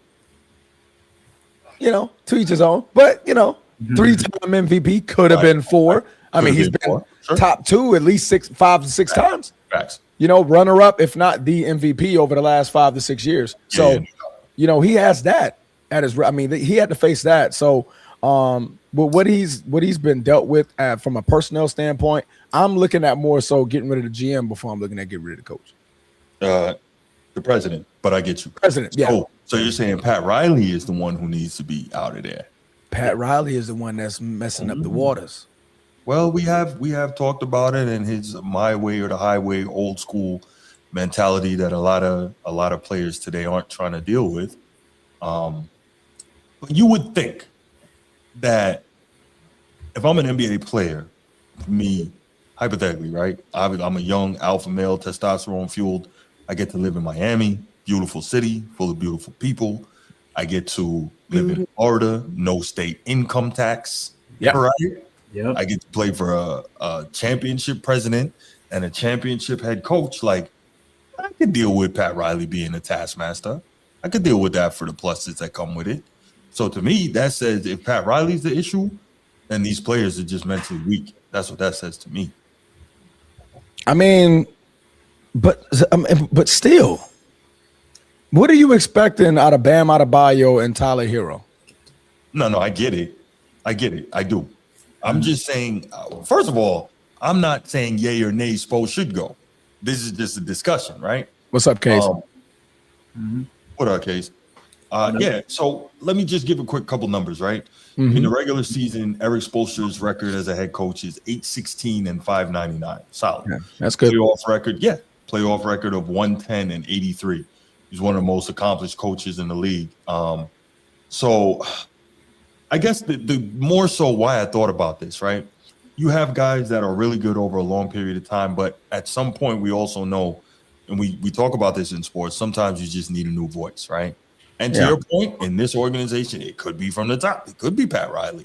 I mean, he's what is he in his 80s now? He probably he's up there. Pat Riley is old. Yeah, you got plenty of dough. You own plenty of stake in the team. You know, you got money. Money's not. Pat Riley is 81 years old. There you go. Go sit down somewhere, Pat. Yeah. Jerry Jones. Bye bye. Yeah. We appreciate you for what you did. Well, I don't think he's as bad as Jerry Jones. No. I'm just saying as far as age. Now, I'm not comparing his antics to Jerry Jones. I mean, Pat Riley has run a hard ship, but at least he's ran it the right way. Yeah. For what, 40 years? Right? So he's ran it the right way. Jerry is just in his own way. Jerry is just in his own way out there looking at players and looking at their appendages and stuff like that. And, you know that whole fiasco with Jamie Foxx. Look. Hey, let me turn this live off. Hold on. That man tripping. What did he say? What did he say? It's wild. That's a wild bull, man. Yeah, but no, man, I think from the top, I think even Miami fans, and my boy AJ, he's a diehard Miami fan. And he voices the same thing, like, bro, Pat gotta go, man. Oh. It's like, it's time for Pat to go. Appreciate you. Yes. Great job. You got us three championships out of Miami. Dwayne Wade's first, and you got 2 with LeBron and Wade. And you've seen 6 finals, right? With Erik Spoelstra. I'm not finna sit here and mind you, that's in this era. That's post 2020 that Erik Spoelstra has been to the finals. Right. So what does that say about my coach? Okay, my coach can get it done. I mean, through mud and hot waters, he got teams that shouldn't be there, got there. Right, but he had the pieces around him to get him there, and I think because I'm thinking he's been in the play-in like the last 3 or 4 years straight, right? 3 or 4 years straight. Yeah, 4. There you go, and hasn't really been able to get past the play-in. So you're, to clarify, just to be specific, your issue is Spoelstra is basically making chicken soup out of chicken-ish, and what we need to do is he needs to be in a position where he's got better talent to work with.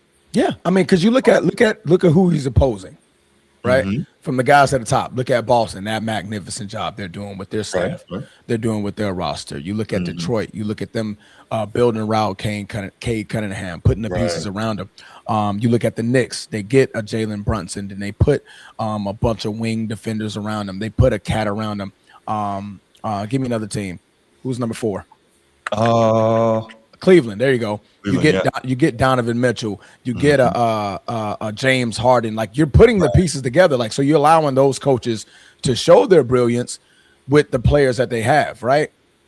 Give me the 3rd best player in Miami. Can't nobody think of it, can they? Jaime Jaquez? Maybe. Yeah. Your guess is as good as mine. Right. Maybe. Your guess is as good as mine. Who it should be Ware could be that guy, but he's still growing and he's maturing. But when you don't have the adequate personnel, it just sucks for a coach, man. No matter how great you are. Yeah. Carlos, man, what's your thoughts on this? Transformer, really? Time for Spo to go? Nah. Okay. I think there needs to be changes in the front office. I agree with Transformer here. Pat Riley got to go. No era basketball in, because remember, the Heat could have gotten Damian Lillard and other stars in the past. I heard they could have gotten Kevin Durant at one point, Russell Westbrook at one point. They could have gotten star players at one point, but they weren't able to get those star players. And plus, Bruce, to your point, who wouldn't want to be in Miami? Income tax, great weather, plus you're playing for a championship culture team. Like all the good things that is part of the organization is just that. Why isn't Miami getting those star players?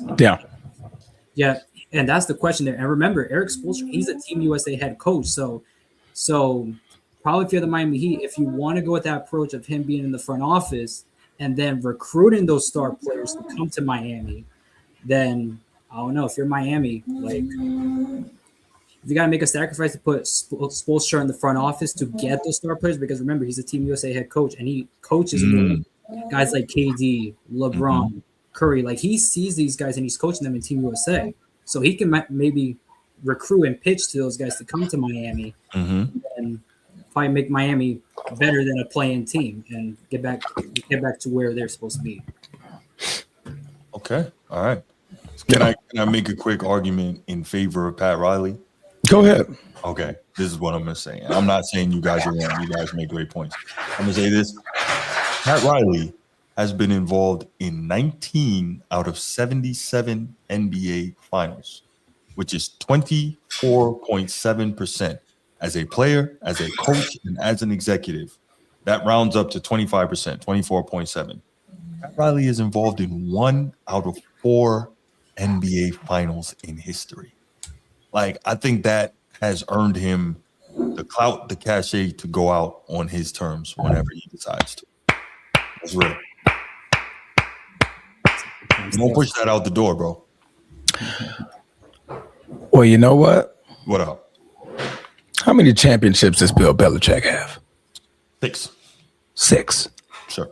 That's more than any team. Right? That's tied. I think tied with the Steelers. Still, okay. Well, yeah. He got 6. Well, no, he has 8. He has 8. Right. Well, you got to count him as defensive coordinator. Yes, correct. Yeah. So he has 8. That's more than any team. More than any franchise. Right? Mm-hmm. What Robert Kraft do? Hey. Thank you for all you've done, Bill. Thank you, Pat Riley. Okay. All right. Fair enough. What have you done for me lately? Ooh, yeah. Right. Thank you, Pat Riley. Like, I mean, that's a. What are we saying about LeBron? And I don't mean to bring him up. No, that's a great point. LeBron? That is a great enough said. Enough said. Right. Like, hey, you've been great. Mm-hmm. Your finals run, 10 finals appearances, 4 championships. And what people are asking him now, bro? Okay, go. You know what? That's a great analogy, Transformer. I can't. Right. We appreciate your greatness. Mm-hmm. Okay, I didn't know you were about to do something, but like, we appreciate your greatness. We appreciate what you've done for the game, what you've done for your team, your franchise, your organization, your time as a player, your time as a general manager, your time as a president. Mm-hmm. But you're 81, bro. The ship is sailed, man. It's time for us to go ahead and send you off, man. Hey, Will, he just had a what was it? Statue? What was it? A statue? What did he get? Yeah, he just got a statue in LA. Yep. He just got a statue in LA. Like, hey, bro, what more do you need? Go ahead and what call. What more do you need? No. All I'm saying is, look, first, I'll say you're 100% right. I can say that. And then 2, I'll just say, I guess what I'm trying to say is when it comes to Pat Riley, I think he's earned it to go out on his terms. But no, that's right. That's true. But you're right. So I guess it just sucks. No. I'm just thinking about Spoelstra. So I think you guys' contention is you get a new president / general manager in there who has maybe a more current way of looking at things and running a team and interacting with players, and that could help maybe get the guy that Spo needs to have more success. Is that what we're saying? I mean, or he could just get the GM and step back. Or asking him to, I mean, if you make Spo the GM and get a new coach in there. Either or. Nobody's saying you got to get Spo out of the organization. Yeah. Somebody has to take over the reins of the personnel. That's all the Miami Heat needs. They got the coach. They got a few pieces, but they need to turn them pieces into something else, right?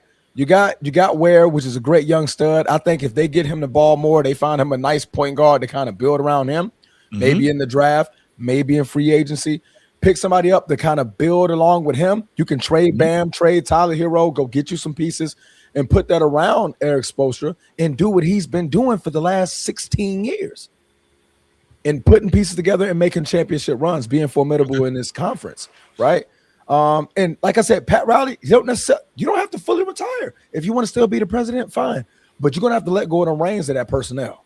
Let a young guy come in who's scouting his talent, looking at the draft, looking at the analytics. I mean, analytics is a thing, but some coaches, some GMs look at that like, okay, analytically, this fits right with this guy. This fits right with this guy, and they piece those things together. Pat Riley's 81, right? Yeah. He's played in an era where analytics, you couldn't even spell it. I don't even think it was a word. Right? No, analytics dealt with business analytics, like not sports. right? That's a newer thing. So, yeah, man, it's more so what you've done for me lately. And lately, Pat Riley hasn't been doing a great job as far as the personnel. I just thought about some Transformer, and then we'll open up the phone lines if you guys are ready. Yeah. It occurs to me, Pat Riley himself may be suffering from the disease of me. Put the picture. You got it? Where's the picture? You got the picture.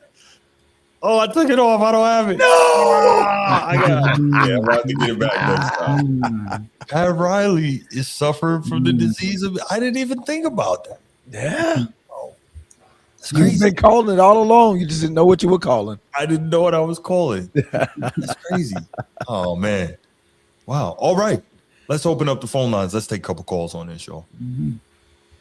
904-219-8264, 904-219-8264. Call in, give us your thoughts on whether or not it's time for Spo to go, or is it what Transformer and Carlos have just educated me on, that the better move would be for Pat Riley to say, thank you, NBA, and go ahead and step off into the sunset. I'd love to hear from you guys. Coach T, what's going on, brother? Oh my goodness. I was trying to get it on the last topic, but it's all good. What you got, man? First, I want to give a shout out to your co-host, Transformer.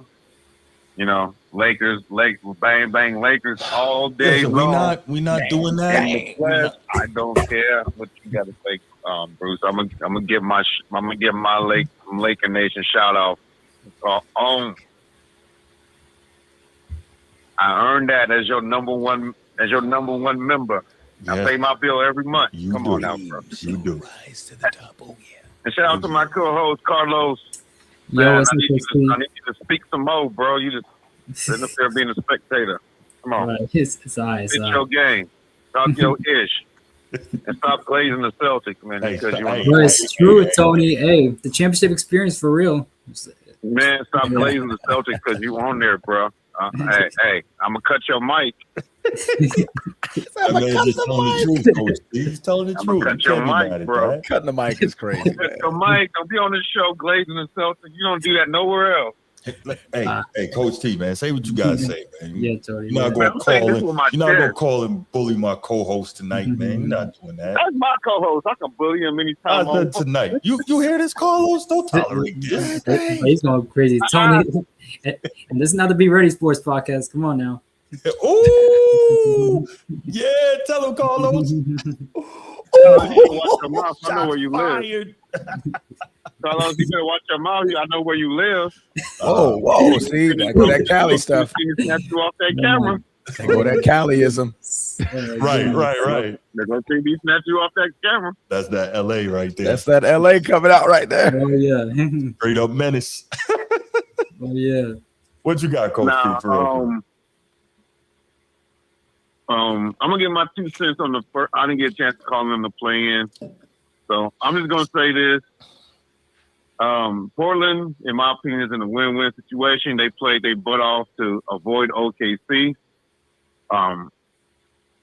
They have a lot of firepower. They're in the best situation for them. I wouldn't write them off if I were you. If I were any, if it was Phoenix or Golden State or the Clippers, maybe, but nah. I'm not going to give San Antonio a lock on that. Portland is a very tough. Is going to be a very tough first round matchup for them. I think Portland gets one game. Okay. I think they're going to push them to the limit. Okay. Well, Portland's tough. And I didn't say they're not. I think they're going to play them tough. That kid you was talking about, man, he didn't have career nights against the San Antonio Spurs. Touche. So I'm not going to write them off. No doubt. But is it time for Spo to go? I'm going to say a rhyme here, and I'm going to say hell no. Spo is the best. It's the best number one person in that whole franchise, keeping that Heat franchise above water. Whoa. Man, you gotta understand what he's been going through. Number one, both times he's been to the finals, he was not a favorite to be there. In 2020 and what was it, 2020 when they played I think 2022. Whenever the 8th seed they played when they upset the Celtics and made it to the finals. 2023, the Celtics lost in 2022 to Golden State. Okay, yeah, that was Steph's year. No, I said no, when they upset them Celtics in the first round and got all the way to the finals. Why did you go ahead, man? Go ahead. Say what you gotta say, man. You know why I said that. I don't know why you said keep going, man. Keep going. But look, his top three. Tyler Hero, Bam Adebayo, enough said. With Jimmy Butler, took them to the finals twice. Enough said. There have been times where he been in there when Tyler Hero wasn't available. His number one, number two options weren't available because of injury. While in the playoffs, which is, you understand, that's why they were in the play-in these last 4 years, because of key injuries to their key guys throughout the season and during the playoff run and in the playoffs. And he still made noise. That next guy up mentality. So you got to think about that. And you also had overcome Terry Rozier's selling games, you know. Sure. You know, he overcame that too. Made a good move in getting Norman Powell. I like that move. I still like that move. But I will move. I've been telling Carlos this for the last 2 years. They need to move on from Tyler Hero and Bam Adebayo. I done told him that for the last 2 years. Get some assets for them. You don't have to get a superstar, but get some assets. And it's not due to the lack of try. They've been trying, but them teams want to pry Ware from them, and that's where they go like, nah, we want to keep Ware because they see some potential. Like I see the potential in that kid, man. I think Spo is still the right coach for them. I think Spo is still the right coach, and I wouldn't let him go. Now, if you get the right pieces around him, and he still gets into the play-in 2 more years in a row, then you might have to say, okay, Spo, then you need a new voice. You need a new voice to lead that locker room. Because sometimes, no matter how great of a coach you are, sometimes your voice gets old and guys will start tuning you out. You know, you're still dealing with egomaniacs that make serious bags, you know. So, but not yet. No, I think them guys are still locked in. Locked in. It's just, he's not in a panic mode yet. Not yet. But the oven is still on too high.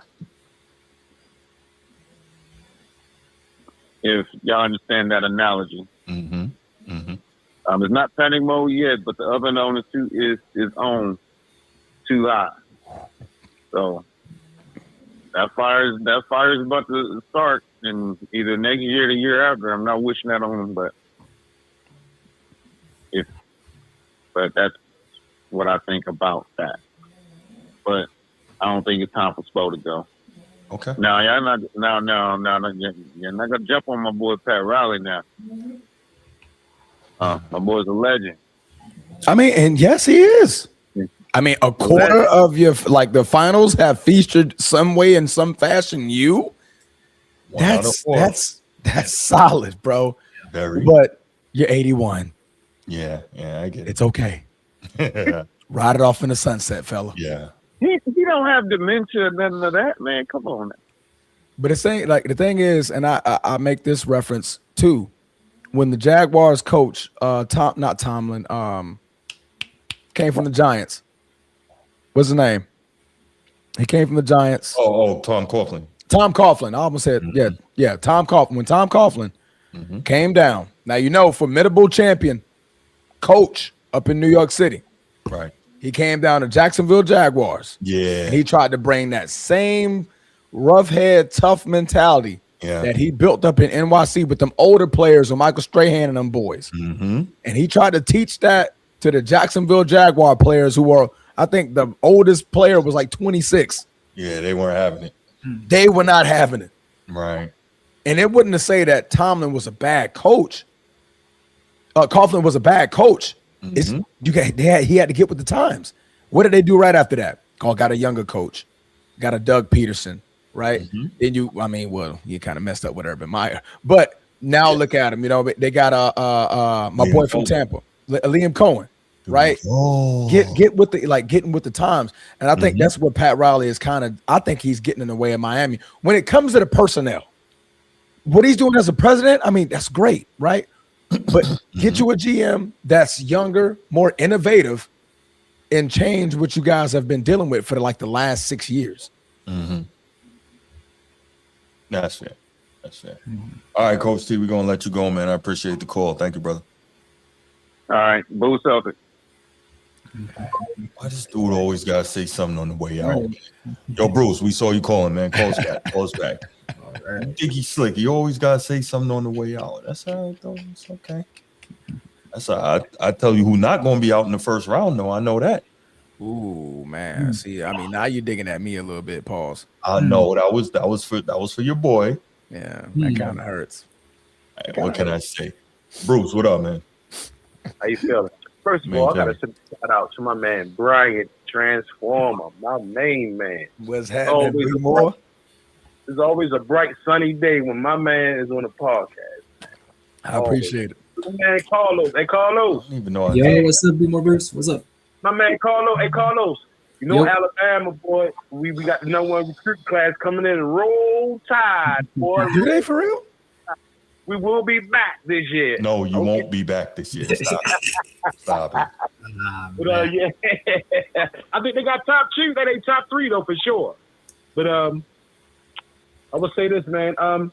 Seem like Pat Riley can't get out his own way. He broke the Heatles up because of LeBron cookies. He went and he took LeBron cookies away. They said that was it right there. He runs a tight ship. He's stern. He is not delusional like a Jerry Jones, but he is stubborn. You know, Pat Riley is stuck in his way. You've seen the documentary. You've seen the series Winning Time with the Lakers. Pat Riley is who he is, and he's been successful that way. But USC. Is it his time to go? Maybe. Because he holding on to goddamn Tyler Hero like he's Stephon Wardell goddamn Curry. Goddamn. I don't know how many times motherfuckers try to make a trade for Hero to bring certain guys there. He wouldn't let the Hero go for nothing or Bang. For some reason, he's stuck. One thing I will say about Pat Riley that I really like, he's a loyal guy. He rock with his guy. And, he runs a tight ship down there. The inmates ain't running on the asylum in Miami. You already know that. I like that. They're not. It's not happening. That's how Jimmy Butler got out of there. But Jimmy Butler fell in line for about 5 straight years. He was falling in line. Yeah, he broke. 2 years ago, he eventually broke. He couldn't take the Pat Riley, how could I say, dictatorship that's going down and going on in South Florida right now. He couldn't go. He broke. But he was alive about 4 or 5 years now. Well, Jimmy usually act an ass within the first and second year, third year. He lasted in Miami, but he's not as delusional as Jerry Jones. 81 years old. Pat Riley's 81. Of course, should we move on? There's always a contention. Hey, the East is tougher than people think. It's not as weak as people. It's tough. Hold on. The East is not as weak as people make it seem to be. So getting out of the East is not easy as people make it seem to be. The other teams are basically from 1 to 10 are. If they play hard. But yes, Pat, do we need to go? How could I say that? Did it be a new, younger, how could the outlook? Yes, I think so. Who will be the GM? And who will win the team? Who knows? But Spo, do Spo need to get fired? Hell no. Spo was like one of the top 5 in the league. If Spo get fired right now, in 5-10 seconds, there'd be 10 other teams on the phone trying to get him. So, does Spo need to go? No. They do need to for them to be in contention again, to get back to those winning ways. The championship runs they had. He just had a championship run, what, in 2022? Against the Lakers. I mean, they just lost to somebody. Who did they lose to? Because the Jokic them, what, 3 years ago? So, Spo, man, is one of the, he's class A. Oh, it'd be excuse me. What you say, Bruce? You don't think class A? No, I agree. I agree with you. Yeah, so he's class A. So I just figured it was worth asking a question based on these continual, these continual playing appearances and losses. Yeah, he runs a tight ship. So if you don't have the mental strength or the mental fortitude. Yeah, you ain't got the fortitude to take his way of doing things down there. It's not going to be for you. Just ask LeBron when he took his cookies. All right, man, I ain't up his bag. Taking his cookies is just a horrible way of putting it. Yo, quick side note for those who talk about LeBron being what they say he is. Doesn't it completely destroy that when they constantly bring up this guy left over cookies? He didn't leave over no damn cookies, man. He left over the cookies. Tom, what up? Hey, what's up, Bruce? What's up, Transformer? What's cracking like it? Yo. I don't know why there's a thought of the Miami he has to fire Erik Spoelstra. That's the best coach you got. He made trash into going to the NBA Finals twice for the past 4 years. I don't even understand why you want to do it right now. In my opinion, I think that Pat Riley should just put more effort on building more of a quality team. I mean, like Erik Spoelstra done his job. He tried his best. You know, he did as possible as what a coach should have done. In my opinion, I think he actually overachieved. Okay. And still, like, people want to make excuses. I mean, Pat just make a better team. Get better support. Don't try to get the absolute, worst of talent and then try to to overachieve in the next 2-3 seasons. You know what I mean? Just be more picky. I don't know what else he needs to do. I mean, I'm not saying that he has to get off on the GM run, but I think he needs to come to the realization, this is not the old NBA. You know what I mean? This NBA is not like the way it used to be.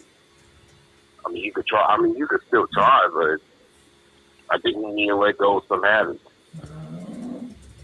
Okay. Fair enough, Sean. I appreciate the call, brother. Thank you. No problem. All right, man. All right, y'all. We're going to leave it right there on this topic, and we are going to take it to the next one because if we don't, I don't know what Blue is going to do. So, you can hear her? What? What? Yes. Blue, wake up. Bruce said, shut up. Bruce didn't say that. I can't hear. I got these canceling out the noise so far. I can't even hear that. No, Blue's going in. All right.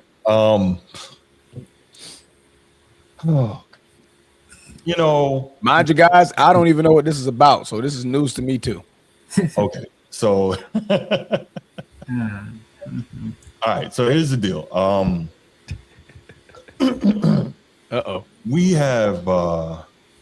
We've talked about Rich Paul many times on this show before, right? We talked about Rich Paul before. And one thing we've all agreed on, for his job as LeBron James's manager, agent, whatever you want to, hype man. LeBron James, there's nobody better. He's better than Nick Wright. He's better than Shannon Sharp. Those guys are close, but they can't see Rich Paul.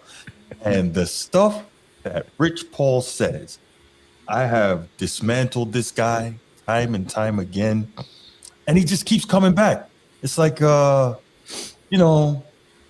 like we gotta put a stake in this guy to get him to stop, man. He's a vampire. He just keeps getting up, and I'm like, I don't understand this. This is absolutely insane. The stuff that this dude says. So I'm gonna tell you what he said. Give my thoughts real quick, and then I'm gonna go to you guys. Oh so, shit!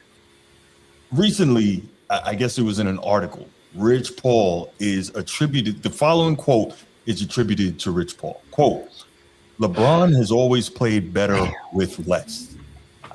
People add all these people up that he played with, but those guys weren't even in their prime. If you put him with prime Shaq, he has 12 rings, unquote. So we can look at this a couple of ways. We can look at this as he's building up his guy, which we know he does. We can look at this as he's taking a shot at Kobe for not winning enough with Shaq, because we know that LeBron fans love to take shots at Kobe. They just hate Kobe. We know why. But my way of looking at it is the guy's an absolute nut job to say. And of course, I'm aware that he's being hyperbolic in saying that if you put him with prime Shaq, he has 12 rings. Obviously, he's being hyperbolic. It's still absurd to say that he wins with prime Shaq. But, you know, I'm not even going to give my thoughts on this commentary. I'm going to start with my guy, Carlos. Then we're going to go to Transformer. I will be glad. Carlos. Yeah. What do you think about these comments? Very insane. Very insane comments. 12 rings?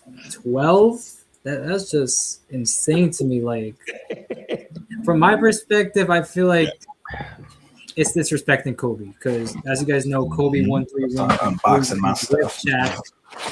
And then what Rich Paul said with 12, that is 4 times as much. 4 times as much. That's just insane. Insane comment from Rich Paul. But, of course, you know, it's LeBron's agent, hype man, standing up for his client, LeBron James. Right. You know, just it's Rich Paul things. Now, obviously, Carlos, I believe he's being hyperbolic. He can't possibly be serious about 12 rings. That's absurd, right? Yeah. We know the greatest winner in NBA history, the great Mr. Russell, God bless his dead, only won 11 rings. So we know that he's being silly. Nino, it's absolutely insane to say he'd win with prime Shaq, and we'll get to why. But he's being hyperbolic, but regardless, I think he probably believes LeBron wins 5 or 6 rings playing with prime Shaq. And I'll tell you eventually why I think that's phony. But Transformer, I know you're over there unpacking, but I got to get your thoughts on this, man. You my co-host with the most, man. I need that. What you got?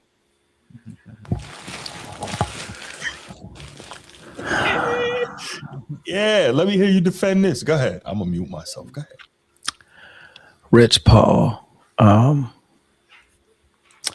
running out of shit. You should too. Rich, man. Come on, bro. Relax. I get it. You're the greatest hype man ever, bro. However, God damn, man. I get what you're trying to do.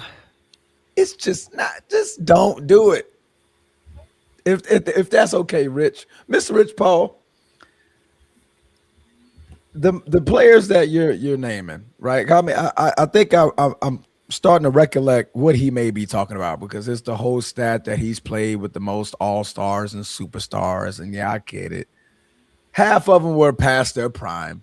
He could have stated that, but to say like all the guys, like because Wade was in his prime, Chris was in his prime, AD was in his prime. Who else? Kyrie obviously in his prime. Kevin Love was in his prime. So that's 5, right? But Shaq wasn't in his prime. Melo wasn't in his prime. Westbrook wasn't in his prime. But he wanted Westbrook, so we can't. He wanted Westbrook, but he clearly wasn't in his prime. Who else? Wait. Hold on, real quick.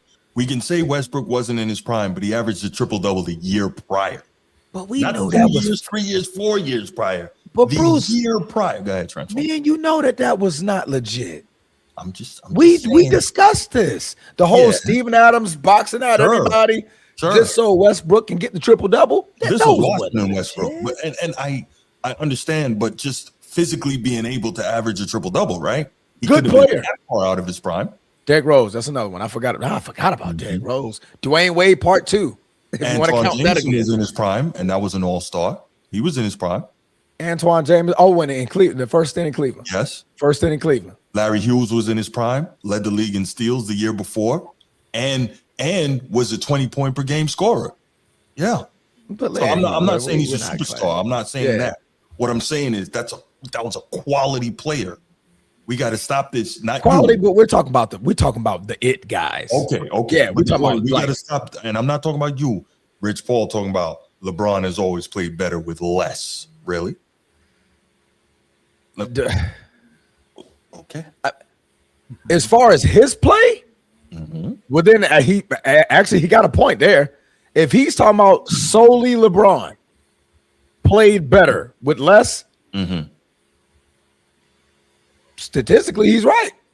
I mean, we see the most dominant LeBron when he has less, right? We see more of that sharing, caring type of, even out the playing field because he has to be. Right. But that shit, I mean, that 2018 version of LeBron with less, that boy was probably the most dominant year he's ever had. If he's referring to something like that, kind of get it. But he's not. He's not referring to that. He's not referring to that. But, I mean, the whole he could have won. Yeah, that's a not hyperbole, but that's just that whole Shaq 12 rings. He could have got a couple, maybe. Could have got one with a prime Shaq.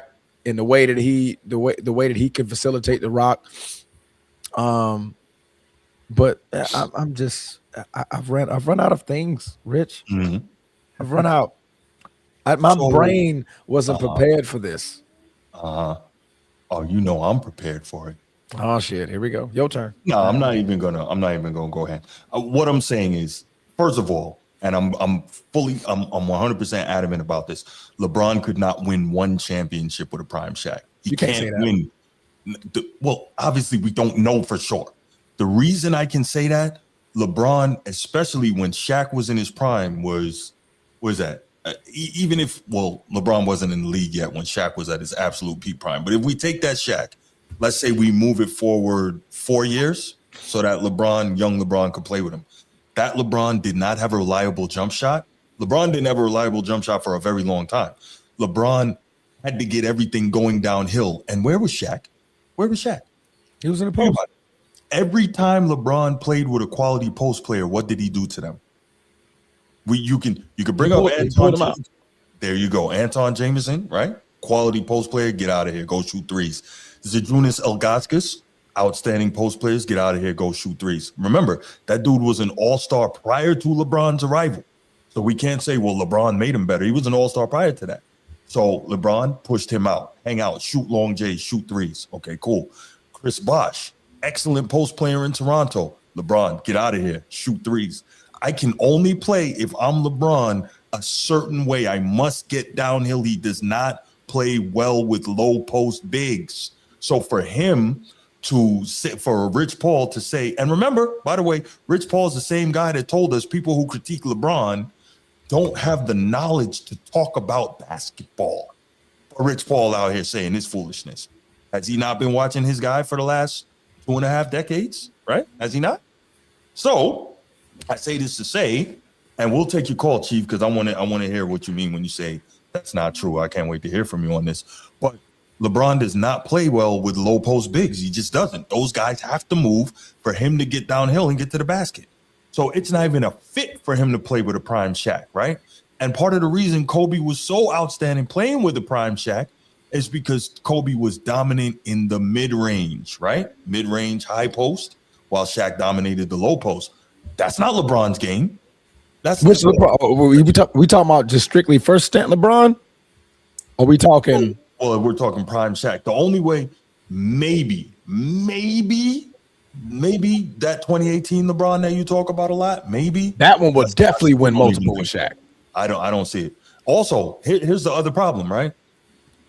When the people who hate Kobe, the LeBron fans, love to tell me how Shaq was the number one. He was the number one option, had to get the ball. So let's go with that.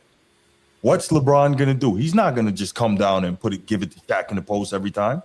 See, there's this narrative that, okay, because LeBron is a great passer, and he is a great passer, that he's passed first. He got to get his points too. We know he's got to get his points. So yes, it is to say it's not a fit for him playing with Shaq. It would not work. Go ahead, Transform. So you don't think that when LeBron comes down and he throws that up to Shaq, what do they got to do to Shaq? Foul him. They got to foul him or double him. Yeah. On that rotation, somebody's slipping. Somebody is slipping on that rotation every time. That's how LeBron can get them easy baskets. Prime Shaq will make it easier for LeBron to get to the post because you can't cover both. I disagree, Transformer. And the reason you can't cover both. Well, I'm about to tell you, you cannot cover both. You're right. But the problem is this. All that, if you double or triple Shaq, that's 3-4 bodies in the paint. LeBron needs that space to work. And Shaq is not going out there shooting threes to give him that space. He's not. But guess what? What's up? If they're already down there, we're talking about a prime LeBron too. That's okay. He's going over him. No, I don't see it. I just don't see it. All Shaq got to do is, double team, roll out. LeBron is going right over him. Don't see it. It's going to be impossible to stop LeBron. I don't see it. It doesn't fit. It doesn't work. See, okay, we don't have any evidence because we don't have opinion. But that's fair. We don't have the evidence of a prime Shaq. All LeBron has ever had was stretch fours who play five. He's never had a solid big except Gauskas. It was like his only one, but Gauskas wasn't a dominant big like that. Well, he was an all-star prior to LeBron's arrival. A Shaq? The most unstoppable, immovable force in NBA history? Shit. LeBron have a field day with Shaq. So a field day. And that's not to say like LeBron couldn't shoot the mid-range. It would just be that much easier because guess what? He just figured out how to shoot the mid-range like 2 years ago. No, he didn't. He had the mid-range in Cleveland. LeBron, what is LeBron? 36% of his career field goal attempts, 0 to 3%, 0 to 3 feet from the basket. And that's fine. LeBron is consistently. But if you give me second stint Cleveland, he had a mid-range. He had a decent three too. Oh, there's this too. You know what I mean? Who said he had to run the triangle? He don't got to run the triangle. Prime Shaq was in the triangle. Was he in the triangle in Miami? No. But that wasn't Prime Shaq though. That was a good Shaq. I mean, that was a very good Shaq. That was a very good Shaq. And you had a dominant Dwayne Wade. I think Shaq averaged like 13 in those finals. But still to get there, you had a quality big who can go get you buckets. Okay. Who can take the attention off Dwayne Wade. And even Dwayne Wade was in the post with Shaq. LeBron couldn't do it? No. That's smoking turkey necks, boy. No, but look, we can go back and forth. Carlos, man, where are you what are your feelings on this, man? I see the wheels turning. I want to hear what you I feel like he can win one though. Like and not like many, but like I feel like he can win one, like at least one. And not like more than one, but like just like one. Like I feel like they can find a way to like and at least win one ring, not like multiple, obviously. But they winning multiple with a prime Shaq. I don't know. Because literally nobody could stop Shaq alone. True. Nobody. So Shaq can carry most of the weight. I don't know, but they're if Shaq sits down, I don't know. LeBron is going off. Y'all wore out in the middle because when Shaq sits, your best big has to sit because he's trying to rest up to play Shaq. LeBron is gonna have a freaking field day with your interior. Y'all don't see that? I don't. Because they have to play on they have to play on the floor together more than separate. But they won't have to as much. You give Shaq 35 minutes and you let the offset 12 minutes for for LeBron. That's easy money. That's easy money. Because LeBron can play that point. You're like, oh, that's cool. Hey, do your thing, Shaq. Wear him out, Shaq. Wear him out, big fella. Because when you sit down, they got to go sit. Oh, boy, I'm taking off on him, and Himothy. All of them post. Get out of here. Man, it would be easy work for LeBron. Easy work. But the thing is, we never had the proof because we can say this with a lot of players if they had a Shaq, right? Shaq was just that unmovable of a force, bro. A prime Bron, give me 2018 Bron, he's winning multiple with Shaq. Because nobody else going to, especially in this era. I mean, Shaq is going to dominate this era just easily, but be too easy for him. Okay. Too easy. Yo, but let's open up these phone lines. I want to hear some other things. Yeah, let's open up these phone lines. All right. 904-219-8264. 904-219-8264. We want to hear from you guys. Is Rich Paul insane, or does LeBron James win multiple championships playing with a prime Shaq? Let's go. Chief, good evening. Good evening. This is why I love my shipmate. He's right on point. I'm ready to go anchors away on you, Bruce. Let's hear it, Chief. Do you know? Yes, do you know what LeBron James shot in the mid-range in 2007, 2018? I'm going to give you a chance to Google it, Bruce. In 2018? 2017, 2018. He was mid-range then. 48 to 59%, Bruce. That's impressive. If you're saying from, okay. That's impressive. You also got to look at this too. Mm-hmm. If you had prime Shaq, prime LeBron, all you need is Carlos Rios and Brian. Transforming Bruce. That's all you need. Because they're going to double up Shaq. Shaq is a tremendous passer as well. LeBron James is a tremendous passer. All somebody got to do is just wave out and stand up and shoot three. That's me. The game that easy. It's unfair. And then if they're going to do pick and roll, oh, my God. Pick and roll is nasty.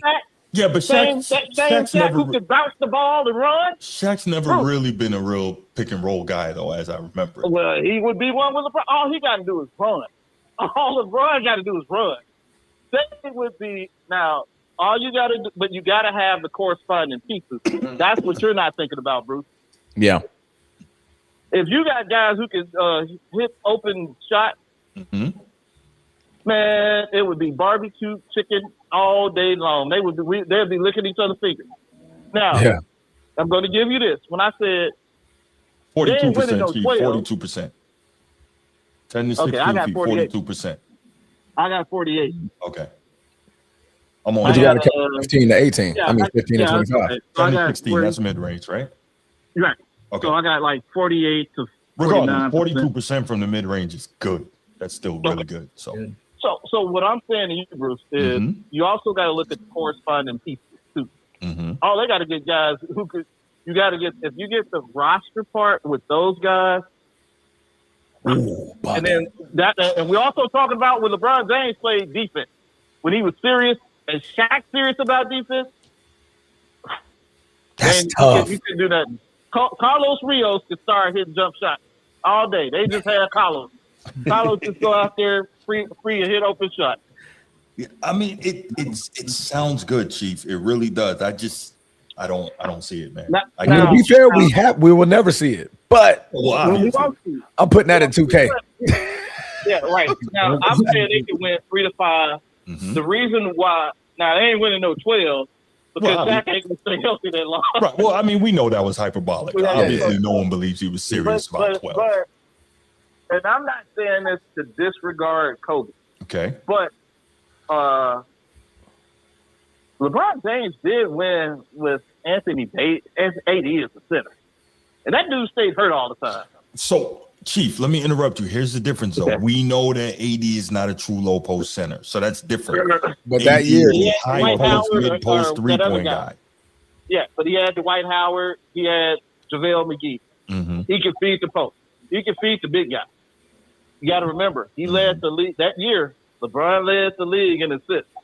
So I get what you're saying, how Kobe and Shaq worked as a 1-2. Kobe was the most dominant one-on-one player, and he take them out. That's something LeBron don't do. But if you got the corresponding pieces and focus on those guys' strengths, they can win about 3 to 5. They can win it. Both guys in their prime, and both of those guys with right coaching and the right pieces, They can win 3 to 5 titles. Totally disagree. And then you brought up something else just now, Chief. Coaching. We know LeBron doesn't work well in the system. We know he doesn't. Okay. I won't need one with Shaq and LeBron. Say again? I won't need one. Well, hey, give me a other 3-point shoot. I'm good. Why did Shaq and Kobe need one? And I think we can agree Kobe was way more skilled and fundamentally sound than LeBron. But because Phil Jackson saw that he was the second coming of Michael Jordan, and that was the only way Michael Jordan was going to be able to win titles. Right, but here's the deal: LeBron James did win in a system with Erik Spoelstra, didn't he? So yes and no, right? Yes and no, right? What they did was, Chief, and you know this, man. Yeah. First of all, they scored tons of points off defense and transition, and I've said many times, I've never seen a team ever that turned defense to offense quicker than those Miami Heat did. So tremendous. Yeah, you know that I believe that 2012 LeBron, right around there, is the best LeBron. I could be wrong, but that's my thought. So that's that. And then a lot of it, think about it. If you go back and look, like they didn't really run a whole lot of system stuff in Miami, right? I think they tried to run system stuff the first year. It didn't work out. That's why when Spo went and got with Chip Kelly, who was a high pressure, fast paced guy, that basically allowed LeBron and a still healthy D Wade and a Chris Bosh to play in a way that was better because it didn't constrain them to systems and cuts and movements and passes. So no, LeBron does not play within a system. We know that. He doesn't play well in the system. Here's the deal. If they prime, like I said, you got the rest of it, the game would be a lot easier because you gotta take one or the other out now, because somebody's gonna be open, and you don't have the guy that's open don't have to be that good. All he gotta do is hit jump shot. Really, you can just do old school ball. Well, we could have said that, but right. I mean, I'm not saying they can get like a whole lot of titles, but if both guys at their peak and they got the right peak, you also got to think if they still got stretch fours. You don't have to have the best stretch four out, but you have one. Shaq gonna kick out, Bron gonna kick out. I'm just saying they'll win 3 or 4. No. In this era? No. In this era? Yes. Oh, yeah. Oh, is Shaq getting 40 every night? I don't see it. You can't. Yeah, you got. Yeah, Shaq gonna get 40. There ain't nobody in today's league that can. And then LeBron is going to get mad because he look.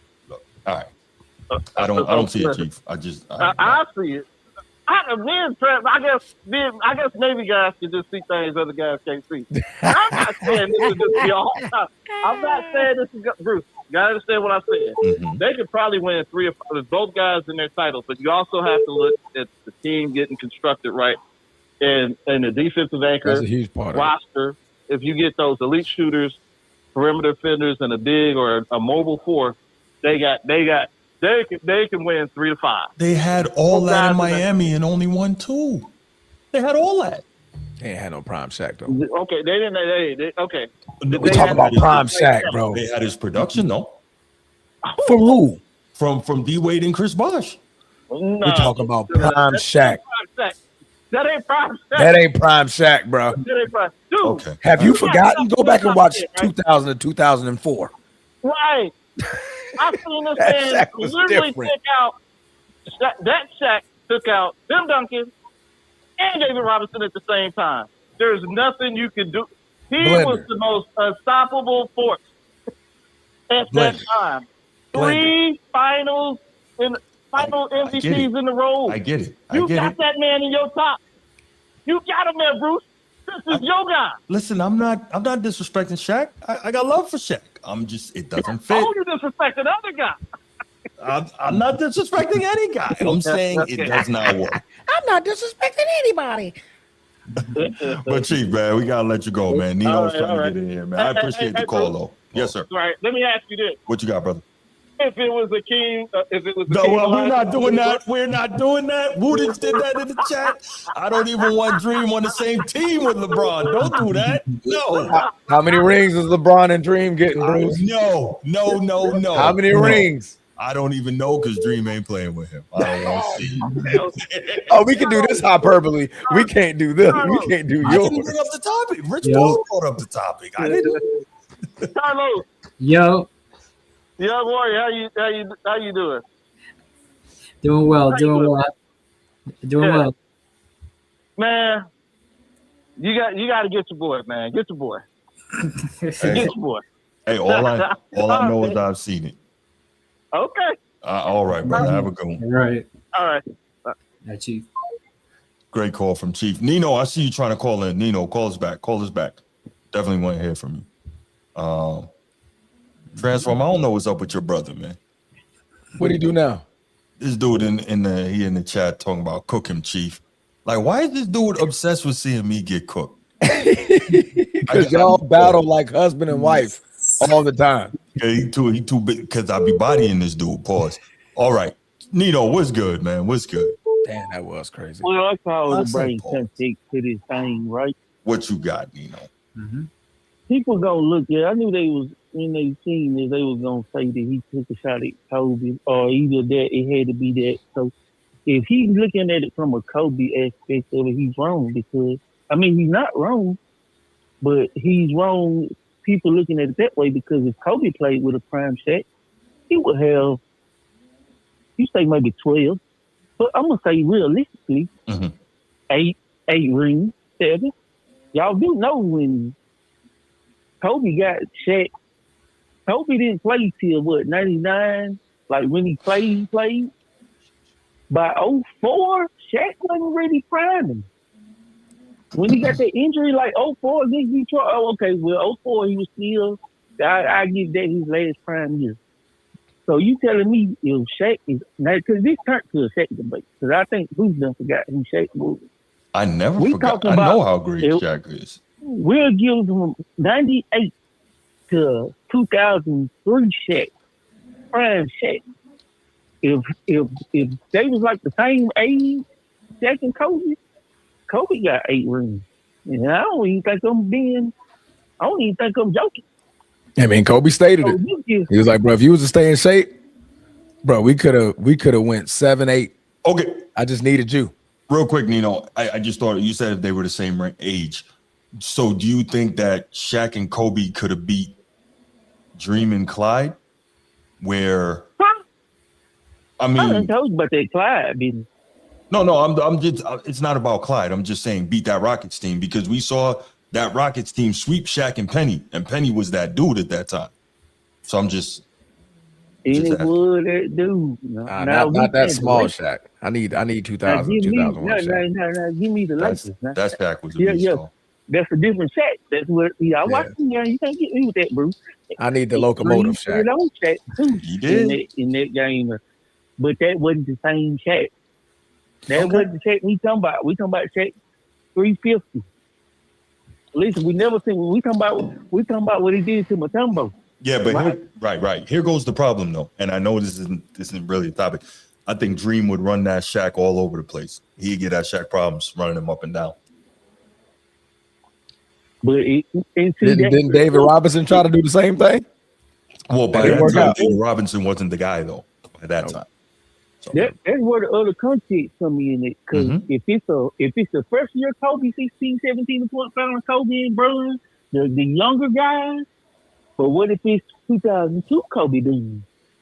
And he I ain't gonna disrespect Penny now. Give me Bean. Yeah, for sure. That's Bean right there. Yeah. Given that Clyde I seen on that film. Hold up. Now I'm not being serious. No, I get I'm joking. But we're giving them about 45. So we come about this shit. So let's get to the topic now. Because I think there's people lost it. Is Rich Paul even lost it? People that Kobe, I gotta put that out there. That Kobe really didn't play with prime Shaq his whole team, So let's get Bron the opposite. Bron don't care. I ain't gonna say that. I was gonna lie. I think he care about who shines, but not to the point of Bean. Bean was a scorer, natural at heart. Bron is okay with shining, doing passing the ball. The finals told okay, Bruce. The finals showed you that. Him going to Miami the first year, and they was like, "Who team is it? We're gonna let D-Wade do this," and he didn't. You ain't doing that with Prime Kobe. When he would have got there, don't go. And if it ain't, he'd be doing like Shaq. I feel. Nah, it's gonna be him. Bron don't do that. Bron is a natural. If you open, he gonna pass the ball. He's natural. Them shots, them late game shots, he's natural. He been doing all his life to pass the ball. You can go back and look at Kobe high school film. Kobe was shooting the same shot. So we talk about the mindset. Then we gotta go to the thing that y'all brought up. That's gonna be the key. Coaching. Does LeBron get drafted by Phil? Is he coached by Phil? Is he surrounded with Fisher and Robert Horry? And are they in the West and they playing the 76ers with my guy Allen Iverson, who I thought was the best player at the time? Destroyed. Matumbo. You telling me LeBron James can't play Simmons and beat them guys? You tell me he can't beat that Pacers team? What? I don't think they get there. Y'all don't understand what I'm saying. Their games don't fit. That's the problem. And you're talking about getting drafted by Phil. What makes you think that it took LeBron 20 years to get a truly reliable mid-range jumper? A mid-range jumper from those elbow spots and all that. You know this, Nino. All those things are integral parts of being effective in the triangle. LeBron doesn't work that way. That's never been his game. So even if he got drafted by Phil, who says he would ever develop that? I don't see it, bro. Bron came in shooting mid-range jumpers. He did not work on the mid-range jumpers because they put the ball in his hand and told him, look at Mike Brown offense and look at his team now. Everybody say how all these Mike Brown talk. His weakness now when he's coaching is what? It ain't these. Look at his team now. The system. He put the ball in Bron James. Bron said that. He said when he got here, he was still a little high school, like share the ball. He said they told him it don't work this way. He put the ball in Bron's hands, told him he got to grow up and make these decisions. We both know if he drafted by Phil, Phil don't run that way. It's all about that's how it's always been. It's always been about situations and context. So LaMelo Ball, for example, he's able to get away with it. They letting him do that. So Nino, let me back you up real quick, right? LeBron James in the mid-range in his entire first Cleveland stint is 32% from the field. What are you talking about, man? Got this in front of me right now. I said he shot those shots. Yeah, man. You're as a rookie, he didn't work on it. He ain't listening, bro. But I'm talking about his entire first stint in Cleveland. Not just the first year, his whole first time. Go ahead. You're not understanding, bro. Okay, my bad. The first year when he came in, the first 2 years, he was taking mid-range jumpers. They said they put the ball in Bron's hand. They moved him to the point guard position, and he worked on being point guard, driving, facilitating, and they wanted him to put pressure on the defense. This is where he could be lying. This is what he said. They didn't want him to for jumpers. They wanted him putting pressure on the defense. Either three, I guess that was the analytics coming in, three, or getting to the back for dunk to layup. Well, that was before that analytics craze came in, where they started saying that. That's what I said. But this what he said that they told him. That's what I'm saying. Now I don't. That's why I say it sounds like analytics, but like you right, analytics was not this.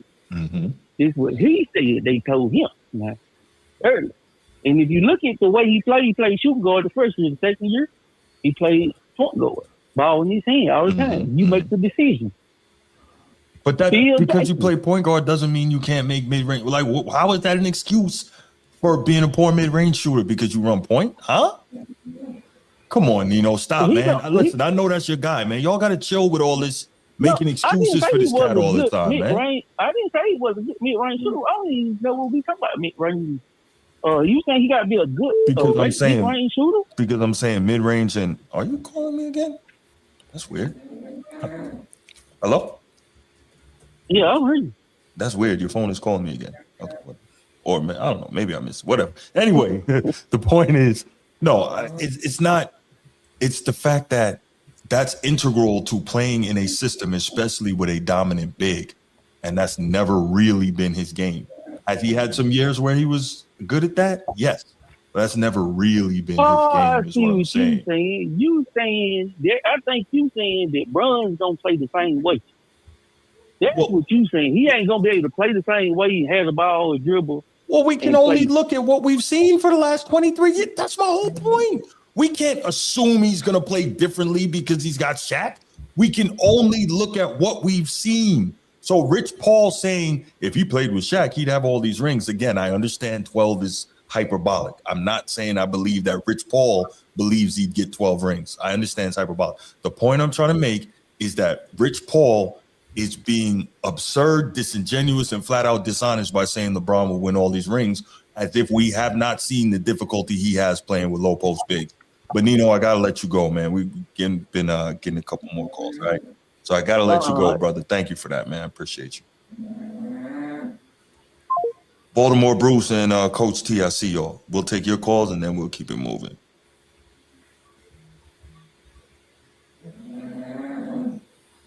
Damn, Blue. Ooh. Bruce, what up? Hello. What up, Bruce? I want to say this right now, man. Here we go. All right. How about you say it to them? Because I know what's coming. 98. Okay. First of all, Bruce. 98 through 98 through 2006 Shaq. That's prime Shaq. And give me 2010 to 2018 LeBron. If I could get those two on the same team, and they started off hypothetically, and they started off in whatever year. I say they started off in 2000. So let's say they started off in 2000. They could win 7 in a row with the prime Shaq and the prime LeBron in 3 pieces. 2018 LeBron. Give me the 2018 LeBron and 2000 Shaq. You talking about 2000? I'm talking about 2000 Shaq. And 18 LeBron. Stop it, brother. That's 5, 6 in a row there, barring health. Whoever, Eastern Conference, Western Conference, it wouldn't even matter, bro. You got the Alpha and the Omega and Thanos on the same goddamn team. Yo, I got a question. Imagine if Shaq hit 75% of his free throws and worked as hard like Kobe. Imagine what his numbers would have been. Aren't you the one who told me God is not going to give you everything, Bruce? I'm just talking, man. I'm just. What are you talking about, man? Why you bring that up? That's what it would be if Shaq was what you just said. That would be God giving you everything. You see what I'm saying? That's what I mean by that. Yeah. Imagine if Shaq hit 75% of his free throws and he worked super hard. Imagine what his numbers would have been. Yeah, he'd be Will. That's what it would be. That's okay. But a prime LeBron, give me 2010 Bron, 2010 to 2020 Bron. You mean that stretch Bron? Give me that stretch. And you give me 97 to 2006 Shaq in a prime, starting off year 2000, 6, 7 years. Yeah, that's about 6. That's 6 easy. Prime, but yeah. Because LeBron going to adjust to what Shaq want to do. You already know Bron want to play second fiddle. You keep saying he can't play with a big. Has he ever truly played with a true big, dominant big? Nah, not really. With glue guy centers. Now, if a prime Shaq and a prime LeBron on the same team, Bruce, are you crazy, Bruce? You don't think LeBron will concede to Shaq? First of all, during those years, nobody could stay in front of LeBron, even if it was off the pick or the first step. Those are going to be what? Shaq will catch like 10 alley-oops a game. You're going to get about 10 Wemby getting 5.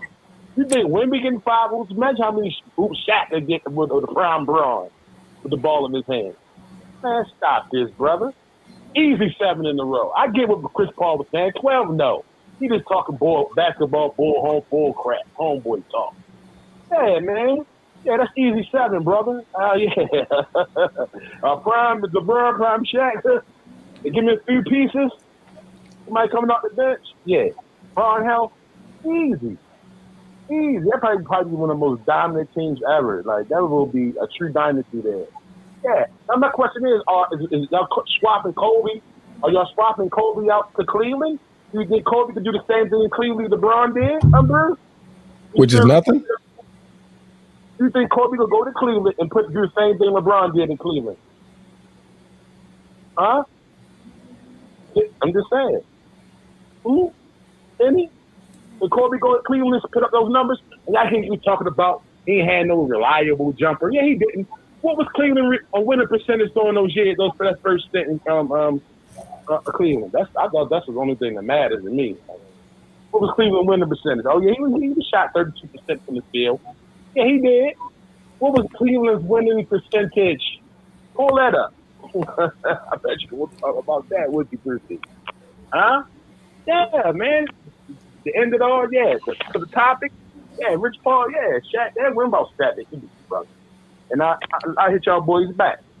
All right, bro. All right. Yo, Golden State about to get cooked. Some folks already can't stop these boys. They about to get cooked. That's on already? Yeah. Philly played a masterful fourth quarter to finish out Orlando.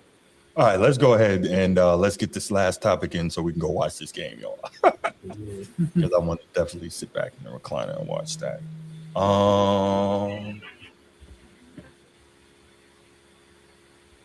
Coach T, go ahead, man. You got 2 minutes. We got to get to this last topic. Go. Well, you ain't let everybody else cook, and you're going to give me 2 minutes. You got 2 minutes, bro. man. You got to quit being disrespectful to me, bro. We got to get this last topic in, man. What you got, Coach T? Ooh, Kawhi. Bruce, let me ask you a question, Bruce. Did they or did they not alter the triangle to fit Shaq? Yes or no? I don't know. You know the answer is yes. I don't know the answer is yes. If I knew the answer was yes, I'd say so. The principles are still the same. They altered the triangle to fit Shaq. The answer is yes. Okay, fine. Go ahead. So, and 2, you don't think LeBron James, with his ego, knowing he has the opportunity to play with the most dominant big man in the league, will not make that work? Yes or no? No, I said what? Hold on. I'm gonna say hold on. Stop. You're being disingenuous. Stop. Hold on. I'm gonna say this for the last time, y'all. If you're not listening to the commentary, don't call in and ask me the same thing I've already stated. Please don't do that. That's a quick way to irritate me. Don't do that. I don't know how many times I need to reiterate what I say. We take a long time. We're not lazy when we get in these topics. We take a long time. We dig into them. We elaborate. We get into it. I break down all my thoughts on it. Please don't call me and ask me to repeat the same thing I've already said. Go ahead, Coach. Are you done? I'm done. Trying to read me the riot act? It ain't you, it's everybody. You trying to read me the riot act? Coach, go ahead, man. Bro, come, man. I can't stand LeBron James, and I'm not going to be that damn disingenuous and say that he is not going to make it work when he has the opportunity to play with the most dominant man in the game today with prime Shaquille O'Neal, knowing that he always wants the best of the best on his team, and he got the chance to play with the most dominant big man in the league, and he's not going to make that work. LeBron is not that damn stupid and clueless. Okay. He's That's not. how you feel about it. Very good. It's going to work. Okay. And I'm gonna tell you why. I'm gonna tell you why it's going to work. young Kobe's field goal percentage from the field was not that high either. It was like low 40% percentage. But he had a high dunk rate at the rim in his first 3 to 4 years in LA. So Shaq can make it work with somebody that attacks the rim with force, just like him. He draws two. You got one Shaq, prime Shaq, draws 2 and 3 defenders by himself. That leaves LeBron James on the island one-on-one with anybody. Regardless, you're gonna take that duo. You're going to take that duo. You take them. That duo is going to be highly effective. Okay. You can say how much you hate him or I don't hate him all you want to. Gosh. You guys are using what you see now with what LeBron James played with the personnel that he had now. You're trying to compare that he's going to play that way with prime Shaq. When everyone that played with Shaq altered their game with Shaq as the number one option, it always opened it up for him. Dwayne Wade's numbers were better playing with Shaq. Kobe's numbers were better playing with Shaq. Penny's numbers were better playing with Shaq. You think I'm lying? Look at Penny's numbers after Shaq left. Do you see the difference between Penny, Penny, Kobe, and D Wade and LeBron? Think about those first three you named, and then think about LeBron skill set wise. Come on, man, stop. But look, hey, listen, Coach T. Coach T. Stop. You got players on the top. You got players on the top. Coach T, stop. I'm gonna mute you, man. I'm gonna mute you. Stop talking. Hold on, Coach T. Go ahead, Bruce. Go ahead, Bruce. It's your look. Listen, you see it how you see it. I see it how I see it. That's it. I respect that you see it that way. We disagree. There's no way that we're gonna agree on this. So that said, I really appreciate the call. We gotta move on to the next topic, bro. We gotta move on. I appreciate the call, though.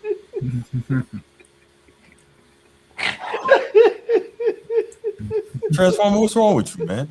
My goodness. Yo, what is wrong with you? You know what? Ain't it pissing you off today? No, I'm just saying, look. I respect we have differing opinions, but when we get to it, if we don't agree, we don't agree. That's fine. Got you, bro. I'm here for you. I'm here for you, man. You okay, man? Can we go to the next topic? Yes, we can, bro. Thank you, brother. Oh, man. Whew. Okay. All right.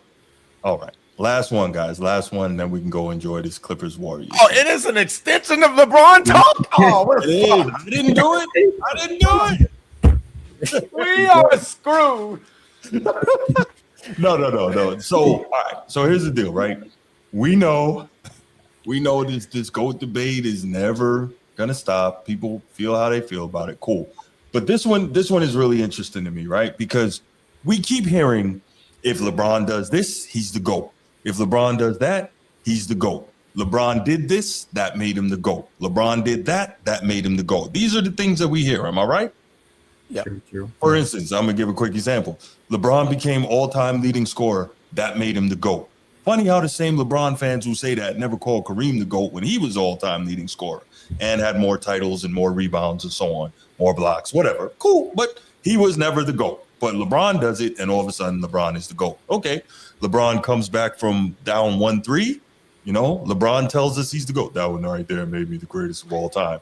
And Nick felt Wright, like the greatest of all time. Nick Wright told us that made him the greatest of all time, did it not? Okay, but that's fair. Nick said and that. cool, Yeah. Shannon Sharp told us that made him the greatest of all time, did he not?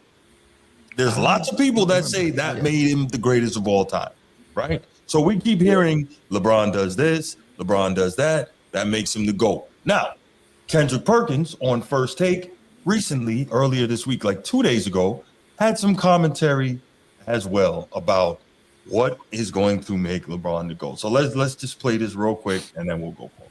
Oh, Lord. Do you realize that The Lakers are one of the biggest underdogs to start the playoffs. They have a 15% chance at winning this series. And let me explain why I say it's LeBron James. No Luka Doncic, no Austin Reeves.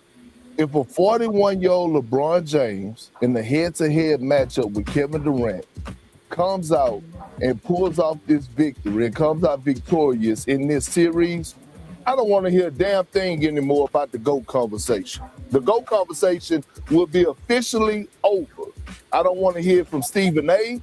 I don't want to hear from my brother Mike Wilborn. I don't want to hear none of that. If a 41-year-old LeBron James comes out and lead this Laker team to a first-round victory, being a heavy underdog, I don't want to hear anything about the GOAT conversation. Oh, when you look at the roster that he has, Jake LaRavia, we're talking about Bronny, Marcus Smart, DeAndre Ayton against this Houston Rockets team in the head-to-head with Kevin Durant. LeBron James has everything to gain in this series at the age of 41 years old. Everything. So, if I heard that correctly, now 41-year-old LeBron James winning a first-round playoff series makes him the GOAT. This is what I talk about. If he was what they say he was, why is the goalpost keep moving? Why is it every time he does something new, that makes him the GOAT? I thought he was already the GOAT. What's going on here? What am I missing? Somebody explain this BS to me. Oh, yeah. Oh, yeah. There you go. I forgot, Chief. Because he played with his son, that also made him the GOAT. Thank you for reminding me. Oh, yeah. My bad. He opened up a school. That made him the GOAT too, right? Can we stop the BS? Can we please? So he opened up a school. He played with his son. He came back from 1-3. He he's the all-time leading scorer, right? He's the oldest person to ever get a triple-double. I mean, what more, right? All these things make him the GOAT, right, Carlos? Crazy. You talk, man. I know I'm like a crazy man. You talk. Still here? Hey, but that's crazy, though. A first-round matchup is going to decide the GOAT debate. A first-round matchup against the Rockets. Hey, but the Rockets are a good team now, but that deciding the GOAT debate, insane, bro. That's insane. A first-round matchup, that's just crazy from Kendrick Perkins over there at ESPN. That's just crazy. Can we all admit now that this whole thing is fake, fugazi, phony, manufactured? There is no actual GOAT debate. Can we admit that now? Come on, man. This is ridiculous.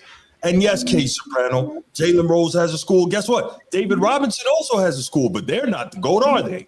Come on, man. We got to stop this. This is absurd. Absolutely absurd. I have no understanding of what's going on here. It's extremely frustrating. Transformer. Go ahead. I got this package, pause, that I was going to try to open up because I quit. Clutch ain't paying me enough to do this, man. They're not paying me enough to do this. Having for Rich Paul, LeBron James, and the foundation of the family. I'm going to do my best. Oh, man. Oh, my goodness. Oh. If LeBron James carries this Laker team to beat the Houston Rockets, that will indeed make him the greatest 40-year-old of all time. No. It's a GOAT, not 40-year-old. I'm giving my statement, not his. Oh, okay. Pardon me. Okay. That will make him the greatest 40-year-old of all time. I don't know what Kendrick is on. You know, his last name is Perkins. Yeah, that perk. But I think them perks is, I think he be popping a few before he go on set. Man, listen. I stated this before. Wherever you have LeBron James in your hierarchy, that is where LeBron James is going to remain. This ain't going to change nothing. Does this maybe elevate him in people's statuses? Possibly, because this will be a tough feat. This will be one of his greatest feats, minus a championship, that we've ever seen a player do. One of the greatest feats. A 40-something-year-old being the carrier of a of a series as an underdog, heavy underdog, that'll be a great accomplishment. But that doesn't change any GOAT debate. There is no GOAT. Y'all know me. Y'all watch me enough. There is no GOAT. There's the greatest of an era. That will just put another stamp on his legacy of something great that he's done. That's it. That's all it'll do. We'll consider him the greatest 40-year-old player we've ever seen. Because this is what's going to be the argument. Did Jordan do it? And technically he didn't. He didn't do it. Did Kobe do it? Never made it to 40. Did Vince do it? Nope. Did Dirk play to 40? No, he was 39. Dirk didn't play to 40. So all the other 40-year-olds, they weren't able to do it. That's it. That'll make him the greatest 40-year-old player ever. That's literally it. A great accomplishment, LeBron James, to go on your pelts on the wall. Kareem had a Finals MVP at 38, if I'm not mistaken. Not 40. Think about. Not 40. Finals MVP, though. Not 40. What was LeBron, 34, 33 when he got his Finals MVP? Anyway. Was he 40? Oh.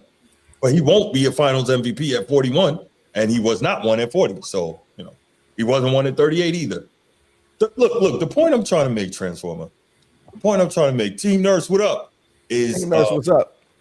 The point I'm trying to make, bro, is I'm so sick of every time he does something that made him the GOAT. I thought he was supposed to be the GOAT already. Can we stop the BS? That's all I'm saying. But you know what the tool is? Damn. You know how this works, Bruce. Why are you shocked? It's so frustrating, man. You're letting it frustrate you, Brucey. These people are so I'm not Brucey, man. Oh, yeah. You're letting it frustrate you, Bruce B. So disingenuous, Transformer. No, stop taking Sean's word. That he got that from me. I know.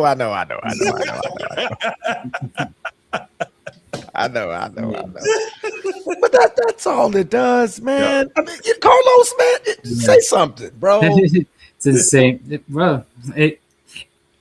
But that takes insane though. But I do have a scenario though, like if it can kind of change the story. So, okay, but what if LeBron beats Houston? Okay, moves on. But okay, so after Houston, he has to play the reigning defending champions in OKC, the number 1 seed. We're gonna get destroyed. Yeah, tough road. Yeah, very tough road. But then, what if a big ass IF passes OKC and plays most likely Wemby and the Spurs in the Western Conference Finals, passes them for some reason, makes the finals, which imagination, my goodness, that's just crazy. And then most likely plays the Boston Celtics in the finals. Beats them. So would that be a different story though? Like if he passes, it would be drastically a different story. Yeah, it would drastically, because by the second round you would get Luka and Austin back. So if LeBron were able to weather the storm, that's what I'll say. If he was able to weather the storm and beat the Houston Rockets, that will be considered a huge accomplishment, because he just in hindsight at the time, if they were to eventually pass OKC with Luka and Reeves back, and then they beat the Spurs, and then they make the finals, everybody's going to go back and look back at the first round and be like, God, well, damn, LeBron got it done. Yeah, he did. He was a key piece and a key reason, held the team down for 4 games, got the job done, enough for his guys to get back to make a run. But other than that, it doesn't do anything to no GOAT debate. There's no GOAT debate. The man is 41. What GOAT debate are we talking about? The greatest of his era? Fine. Yeah, sure. But the all-time, there is no all-time. There is no all-time GOAT. This is a reason to piss Bruce off. That's what they're doing. This whole debate stuff, this GOAT debate stuff that only ever existed when Michael Jordan started playing, by the way. But that this GOAT debate is just so we can do what we're doing right now. Talk about it. Click about it. Well, there is no debate. Michael Jordan is the GOAT. There is no GOAT. I believe there's a GOAT. You believe that there's your greatest player of all time. That's your greatest. There's no overall GOAT. I think there is. There isn't. There isn't. I think there is. You can't be a GOAT for 75 years. If he played all 75 years and he has 16 championships and the next person got 11, he has 15 MVPs, absolutely greatest of all time. He played all 75 years of the NBA.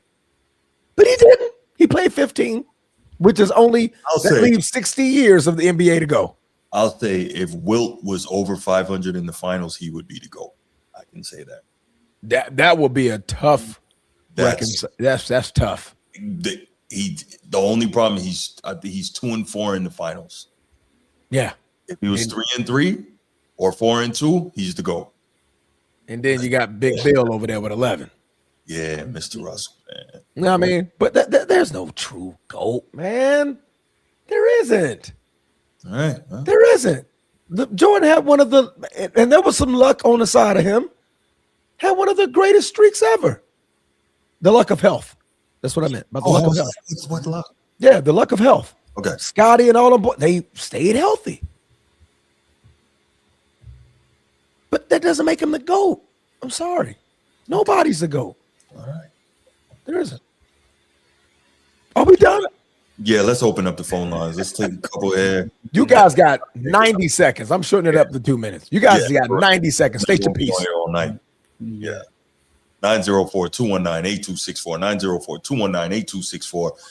Is Kendrick Perkins on drugs for that comment that he made? Is it ridiculous that every time LeBron does something that made him the GOAT when he was supposed to have been the GOAT already? What are your thoughts on the GOAT argument, period? What up, Chief? 90 seconds. Go. Hey, look, my 90 seconds is I seen something miserable tonight. I'm pretty happy about it. My night is made. That's all I need. Yeah, you know what, Chief? Is heaven help us all if the Lakers get past that, and if one of your guys, if two of your guys catch an injury, woo! I'll be a real happy man then. I would be too, goddamn. That'd be a good feat. Boy, I would feel like the tambourine player in church throwing up flowers. I'll buy another LeBron jersey. Bruce, have a good night. He just wanted to come and rub that party in the party. All right.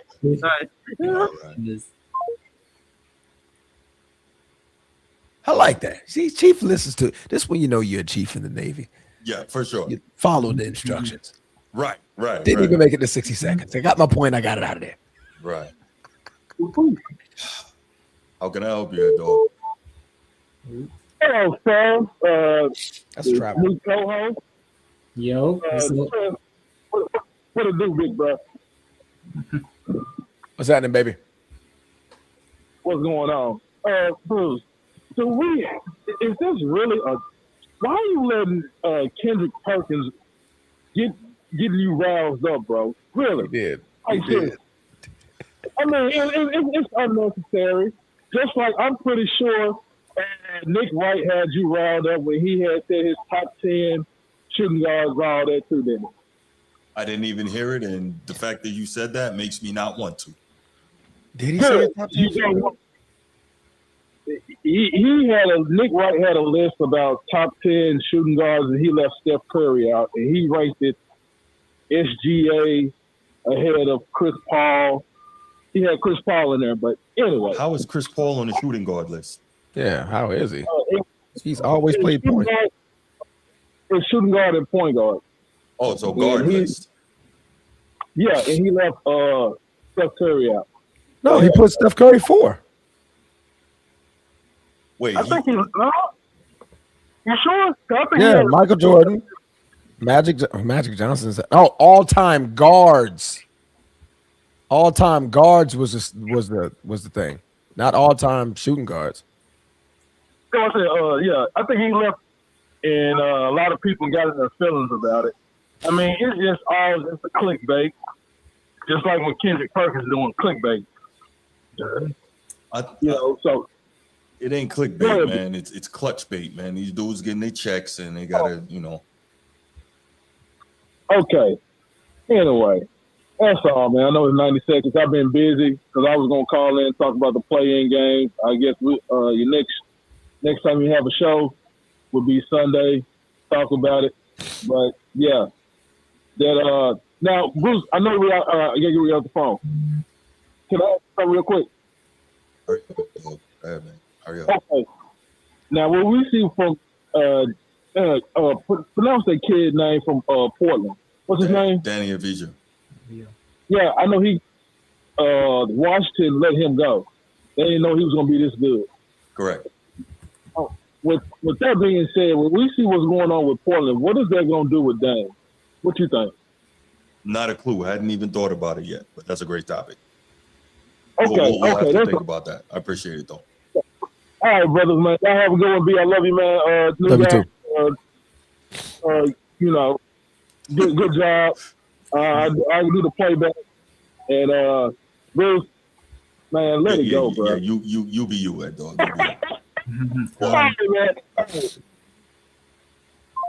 To help Ed Dog out, when Nick Wright was on First Things First, when he originally made the top 10 guards list, he initially left Steph Curry out, but he later went on X and stated that was by error. He put Steph Curry at number 4. So he left Steph Curry. That's what Sean was thinking about. Okay, so who's the first three? Jordan, Magic, Kobe, Steph. I'm okay with no. He put Steph at 4, Jerry West at 5, Isaiah at 6, Oscar at 7, Wade at 8, Shea at 9, Chris Paul at 10. No. He initially had Bob Cousy at 10, but when he corrected with Steph, he put Steph at 4. He said that was an error. I can't have Steph at 4. Yeah. Coach D, what up? Hey, Carlos, you enjoying the show, bro? Yeah, so far looking good. Looking good. Just be glad a certain someone didn't call in on these LeBron topics. Boy, you would have scared you off this podcast. Yeah, man, for another hour. You doing that, man? It's like saying Candyman 3 times. Please don't do that. Oh shit! What you got? Man, bros, man, I think I got under your skin that we might have to have a conversation off the podcast. Get under my skin. We good. Go ahead. Because because you know you was being disingenuous. But Kendrick Perkins, man, I can't say this because there's a certain phrase that I'm gonna say, but I said it to someone who said someone that was more athletic than Michael Jordan, and I used a phrase that a famous comedian always said, and it got my podcast banned for 3 days where I couldn't message anything. So I'm not going to say it on here. Yeah, thanks. All right, what you got on the topic, bro? But I think Perk needs to stop sniffing that computer spray. I'll say that. Agreed. See, when people reach a certain size and their stature, they feel like they can just say whatever and there's no consequences because they big as a house and nobody's gonna test them. But he got to. This is retarded how these days how low television has gotten. That people would go on sports talk shows and don't talk sports anymore. They just talk. Yep. Like, how you didn't break down the damn first round series at all. All you did was run your big mouth and just say some outlandish stuff just so you can get your name talked about all over social media. But it would have been a better time just talking about the crap that Ibaka was talking about toward LeBron, because that rivalry right there is just enough right there. He was just already talking smoke to LeBron and letting him know that he ain't got a chance in HE double hockey sticks of winning, which, I don't think he does either. And this is the end of my 96. I'm gonna say I think the Lakers set him up on purpose. I think they told Luka to fake like your hamstring is pulled to Austin Reeves and tone it down. And this is get back for him taking selfies in the Clippers arena before the season. You see, they don't forget. And I think they set his ass up for failure. And I'm out. Yes, sir. I appreciate it. There you go. Thanks for the call, bro. Nino, call back, man. All right, we'll take the call from Nino. That'll be the last one for the night, and then we'll go ahead and get you guys out of here. It's been a great show so far. Nino, what's good, man? Of course, Transformer needs help now. Yeah, he does. I think KP was tripping. I'm even so confused though. Not to say, shouldn't the best you seen a player like okay, the best year or maybe the couple years that you seen a player like Jordan 6 rings straight, the best he played. Wouldn't that be like the main ingredient for a GOAT debate? Or am I true? So you're talking about peak? Yeah, like peak. Yeah, that's the word. Peak. Well, so here's the deal for me, Nino. I think I said it in the chat, and clearly everyone's definition is different. Yeah, for me, it's everything. You have to include everything. It can't just be peak. It can't just be longevity. It can't just be stats. It can't just be rings. For a GOAT debate, you got to have all of that. And I think but I'm saying like your main ingredient though, like the main thing, you'll be like, this the best I seen this guy. He could do everything. Like you gonna make your case at his best, right? Yeah. Wouldn't you make your MJ case at his best? Sure. Okay, I just wanted to make this call to make sure I ain't tripping. So I'm like, you're not. Bro, we done seen the best run now. Yeah. So I don't get how I take the best MJ over the best LeBron though. Right, but I ain't debating that though. I'm just saying he said that if Bron beat KD, well, it ain't even Bron beat KD. If the Lakers beat the Rockets, this would make Bron the GOAT. But we done see this won't be the best Bron. I don't give that unless I can't say that. But that's my guy. But unless he done got some juice we don't know about, some syrup, some kind of food or something we don't know about. We done seen the best Bron already. So I'm confused on KP, man. And close the show, Transformer, you something, but I need to get whatever perk on. Yes, you do. Yes, you do, Transformer. Yes. All right, so man, so Bruce, I will be missing you. No doubt, Nino. No doubt. Look forward to it, brother. All right, so. All right, man. Appreciate the call. All right, y'all. We are going to leave it right there. We're done for the night. Thank you so much for joining us, everybody who was with us on the live. Thank you if you're watching on the replay. Truly appreciate it.